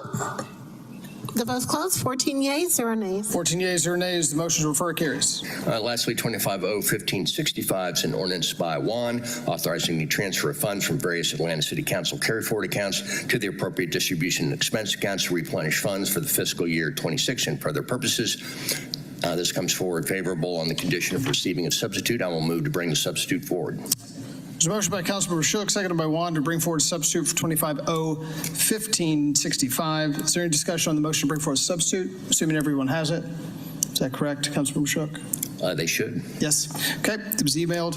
Any discussion? Hearing none, move to vote. Madam Clerk, please open the vote on the motion to bring forward the substitute. The vote is open.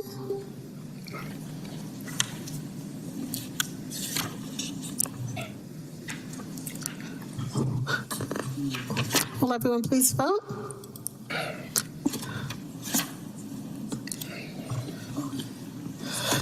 The vote's closed. 14 yeas, 0 nays. 14 yeas, 0 nays. The motion to bring forward substitute carries. All right, and the nature of the substitute is that it plugs in the amounts. I will move approval on substitute. There's a motion by Councilmember Shook, seconded by Wan, to adopt 25-01565 as substitute. Is there any discussion on the motion to adopt substitute this item?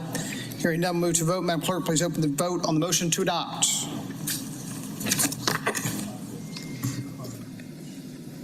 It's a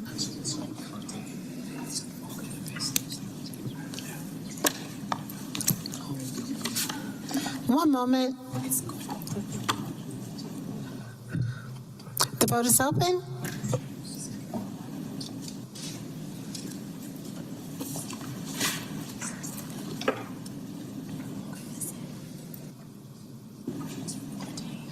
The vote's closed. 14 yeas, 0 nays. 14 yeas, 0 nays. The motion to adopt substitute carries. That is all. Thank you. Next up will be Committee on Council. Chair Collins.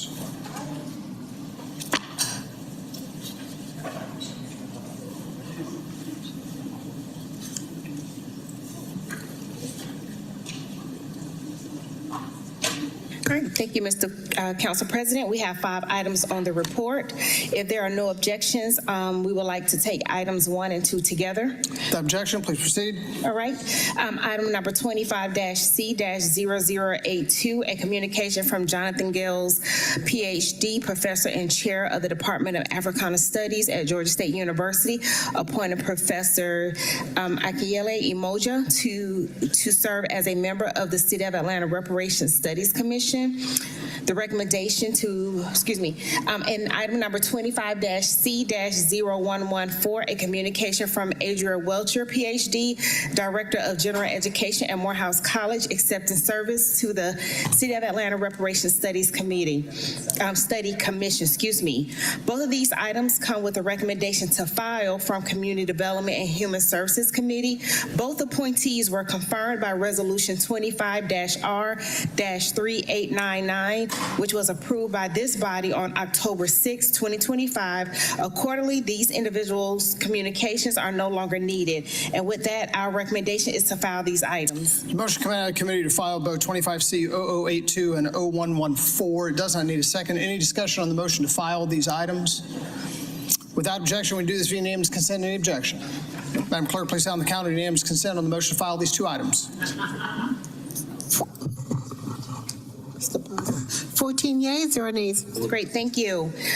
Item number 25-C-0015, a communication from Mayor Andre Dickens appointing Ms. Katie Mola. Oh, sorry, I have to announce the sorry. unanimous consent. It's 14. 14 yeas, 0 nays, motion to file carries. Great, sorry, Ms. President.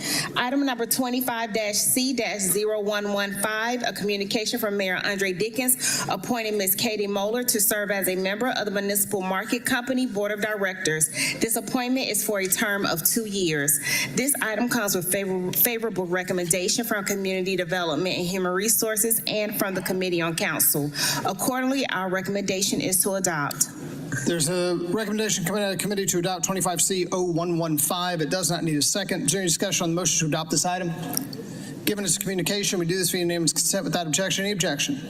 Madam Clerk, please sound the count on unanimous consent on the motion to 14 yeas, 0 nays. 14 yeas, 0 nays. The motion to adopt carries. Great, thank you. These are our ordinances for second reading. Item number 25-O-1547, a substitute ordinance by Committee on Council to amend the City of Atlanta Code of Ordinances, Section 66-2, precinct boundary lines and polling places by amending the 2017 precincts and polling places ordinance in Fulton County and DeKalb County precincts as identified by attachment A, City of Atlanta precinct values election day polling locations as of November 4th, 2025, and for other purposes. This item becomes before the body favorable as substituted in Committee on Council, and would like to just add that substitution included DeKalb County, and therefore accordingly our recommendation is to adopt as substituted. There's a motion coming out of committee to adopt 25-O-1547 as substituted. It does not need a second. Is there any discussion on the motion to adopt this item? Hearing none, move to vote. Madam Clerk, please open the vote on the motion to adopt. One moment.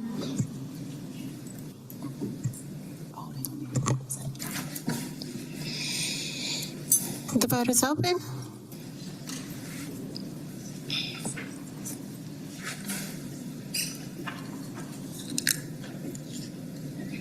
Will everyone please vote? Will everyone please vote?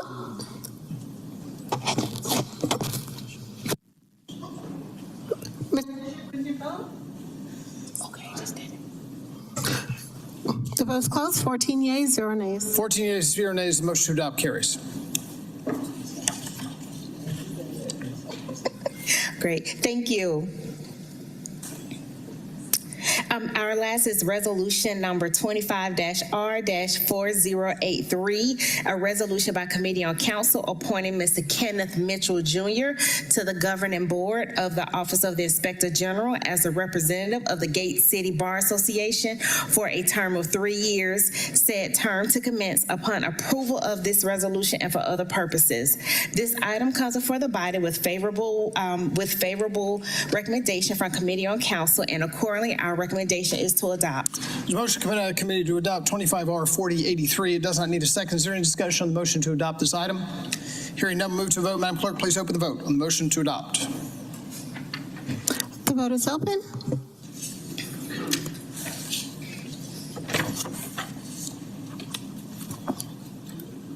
The vote's closed. 14 yeas, 0 nays. 14 yeas, 0 nays. The motion to adopt carries. Great, thank you. And just two quick reminders. Just a quick reminder that early voting for the 2025 City of Atlanta municipal election has officially begun.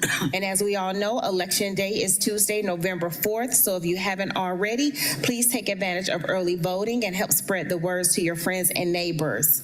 On another note, within the next 2 weeks, council members, you will be receiving letters from the Office of the Municipal Clerk regarding the termination of bases, which is your boards, appointments, commissions, and other items.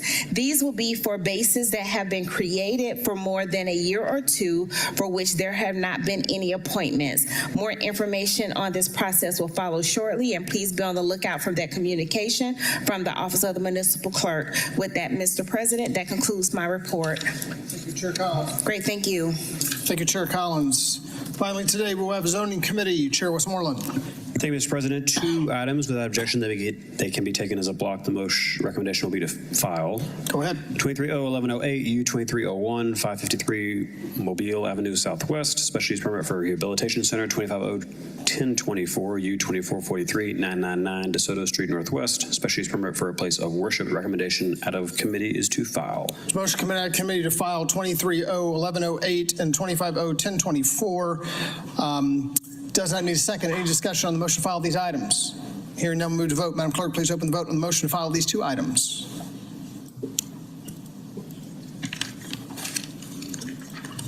One moment. The vote is open.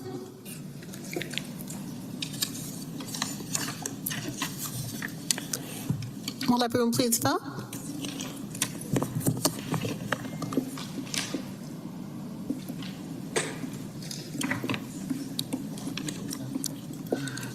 The vote's closed. 13 yeas, 0 nays. 13 yeas, 0 nays. The motion to adopt, to file these 2 items carries. Thank you. Thank you, Chair Westmoreland. That concludes the reports of standing committees. We will now move to personal papers. There are none that I see for immediate consideration. So we will move to those for referral. First up today will be Councilmember Amos. Oh, before that, if we just take one moment, since we do have a full slate of 15, though we don't have everybody in the room. Zena was trying to get our picture, but that is not unanimously conceded. Mr. Lewis. We'll see if we can wrangle everybody in the room, but we'll go ahead with personal papers. Councilmember Amos, you're up first.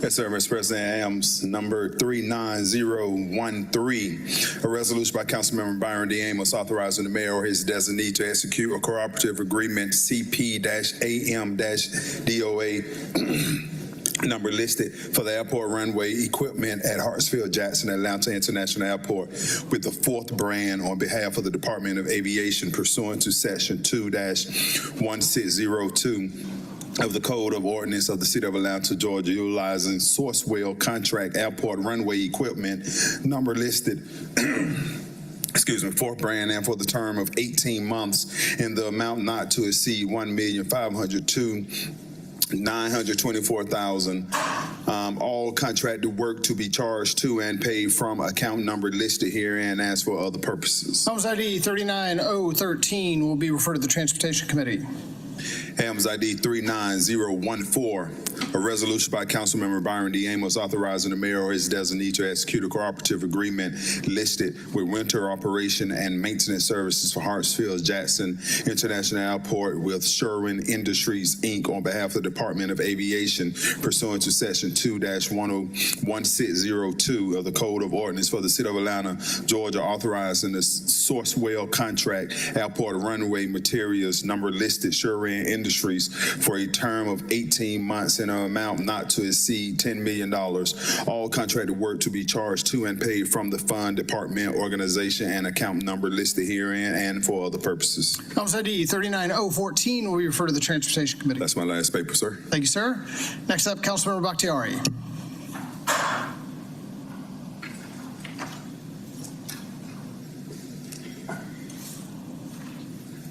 Thank you. Elms ID number 39032, a resolution by Councilmember Liliana Bakhtiari requesting the mayor or his designee to install traffic calming devices on East Lake Drive between West Far Road and Memorial Drive Southeast in order to reduce speeding and for other purposes. Elms ID 39032 will be referred to the Transportation Committee.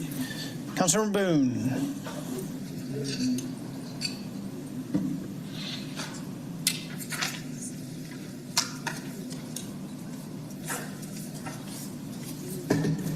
Thank you, Mr. President. Elms ID number 38986, an ordinance by Councilmember Andrea Boone waiving Part 2, Code on Ordinances, General Ordinances, Chapter 2, Administration Article, Procurement and Real Estate Code, Division 4 of the Atlanta City Code to authorize the mayor or his designee to execute the First Amendment to Agreement IFB-AM DWM 2407-125-0012A, Landscaping and Grounds Maintenance with Russell Landscape LLC to add the Department of Aviation as an authorized user, to add funds to the agreement in an amount not to exceed $600,000.00. All contracted work will be charged to and paid from the fund department organization and account number listed herein and for other purposes. Elms ID 38986 will be referred to the City Utilities Committee. Thank you. Thank you. Councilmember Collins.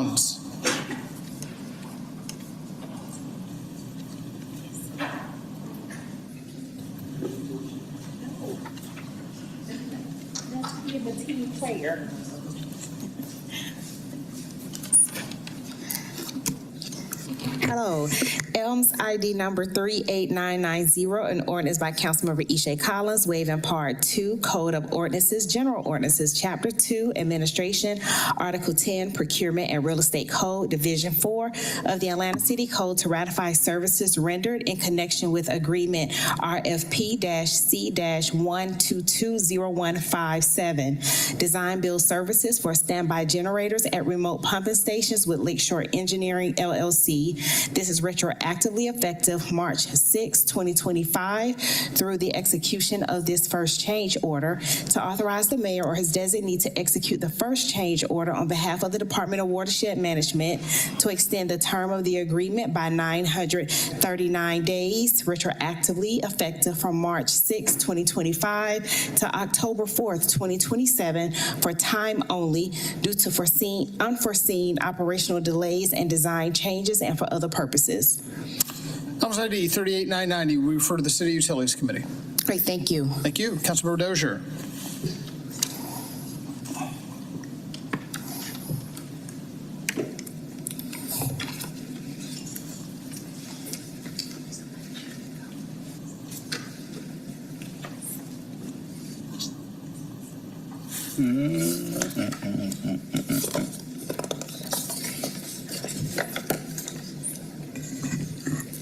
Thank you. I have Elms number 39031, an ordinance by Councilmember Jason Dozier to authorize the removal of 2 privately owned billboard faces and their supporting structures permitted under Part 16, Chapter 28 of the 1982 zoning ordinance of the City of Atlanta as amended, in exchange for the right given to their owners to construct one digital changing billboard face and its supporting structures and for other purposes. Elms ID 39031 will be referred to the Zoning Committee. Come back to me on the second one. Yeah, I know. Okay, Councilmember Hillis. Thank you.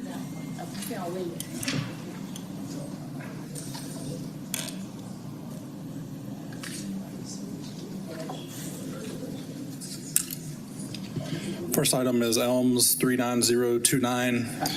Resolution by Council Members Dustin Hillis and Mary Norwood requesting the mayor or his designee to install stop signs at the intersection of Bowler Road Northwest and Cross Creek Parkway Northwest to create an all-way stop control intersection and for other purposes. Elms ID 39029 will be referred to the Transportation Committee.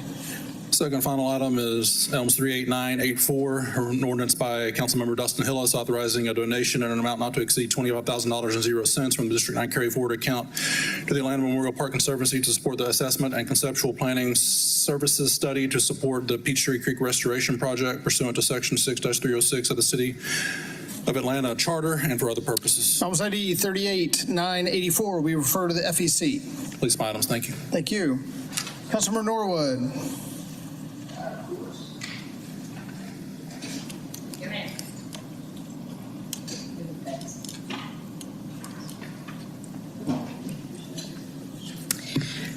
resolution by Councilmember Mary Norwood, Elms 39028, to ensure fiscal responsibility and to allow for the conduct of appropriate due diligence by declaring it to be the desire of the Atlanta City Council that certain prerequisites shall occur prior to the adoption of any legislation to extend or establish sunset dates of the 8 active tax allocation districts of the City of Atlanta, that these prerequisites shall include that the fiscal year 2027 shall be adopted, that the Atlanta Independent School System Board and the Fulton County Commission shall agree to the extension of the sunset dates of the tax allocation districts, that the Atlanta City Council shall receive a report detailing the increment received, expenses generated, and fund balances for each tax allocation district during each year it has been authorized, and that the Atlanta City Council shall receive a report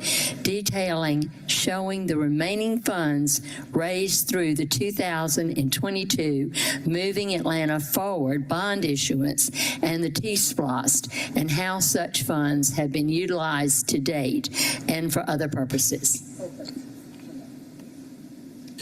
Elms ID 39028 will be referred to the CDHS committee. Councilmember Overstreet.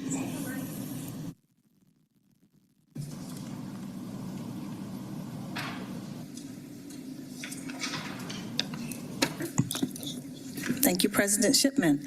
Elms ID number 39010, an ordinance by Councilmember Marcy Collier Overstreet waiving the competitive source selection requirements contained in Chapter 2, Article 10, Division 4 of the Procurement and Real Estate Code of the City of Atlanta's Code of Ordinances to authorize the mayor or his designee on behalf of the Atlanta Department of Transportation to accept donations and sponsorships supporting the Safe Routes to School program, to authorize the mayor or his designee to execute agreements with the program sponsors to provide that all sponsor donations be deposited into and all related costs be paid from the Safety and Mobility Capital Fund, Finance Fund, and for other purposes. Elms ID 39010 will be referred to the Transportation Committee. Thank you. Councilmember Shook.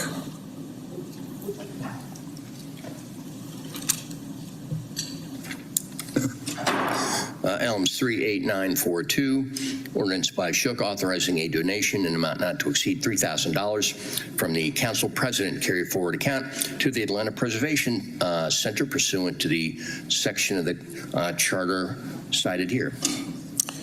Elms ID 38942 will be referred to FEC.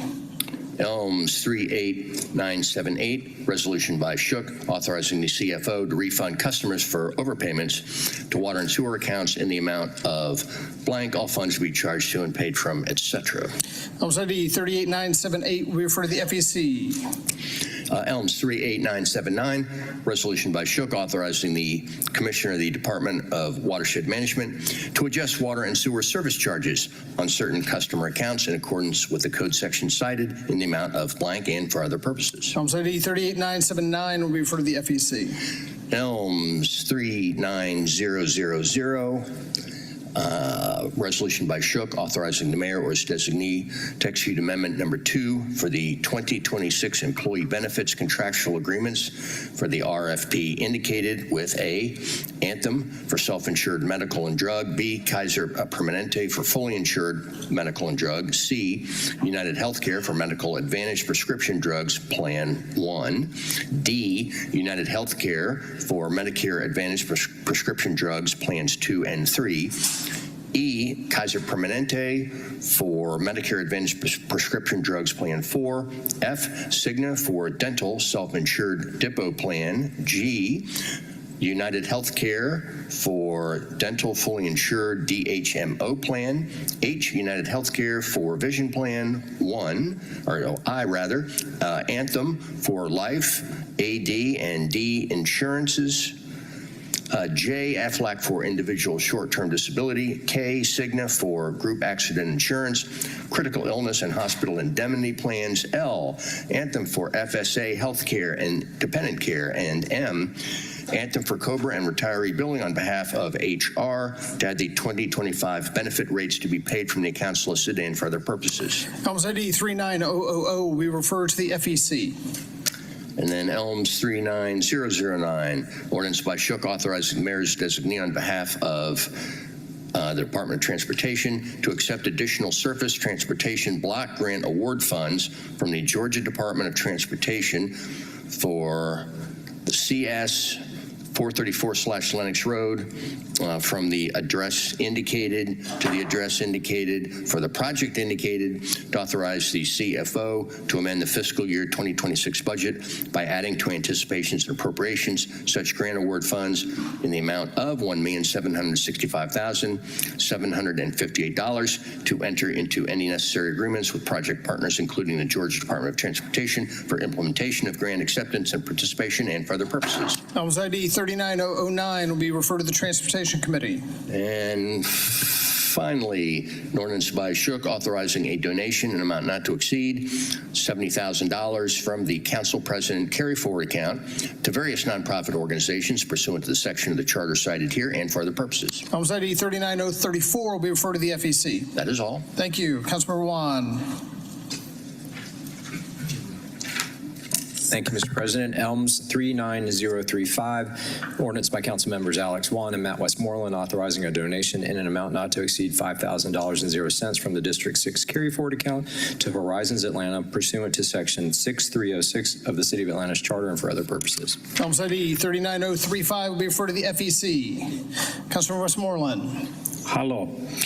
Elms 39036, ordinance by Westmoreland, Winston, Juan, Dozier, Hillis, Bakhtiari to amend the charter of the City of Atlanta, Georgia, 1996, Georgia Laws P4469, adopted under the virtue of the authority of the Municipal Home Rule Act of 1965 to amend Part 1, Subpart A, Article 6, Chapter 3, Section 6-315, to more explicitly define the purpose of and uses for the dedicated affordable housing trust to provide for certain reporting requirements related thereto and for other purposes. Elms ID 39036 will be referred to the CDHS Committee. Thank you. Thank you. Finally, Councilmember Dozier.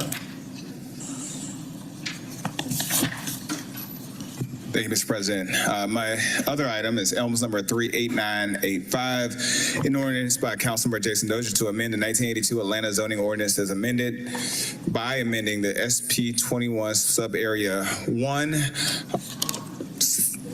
section 16-18U.012, historic West End Adair Park development controls by increasing the allowable residential floor area ratio and for other purposes. Elms ID 38985 will be referred to the Zoning Committee. And that's all I have for all this time. Thank you. That concludes the personal papers for referral today. Finally, we'll move to general remarks from the body.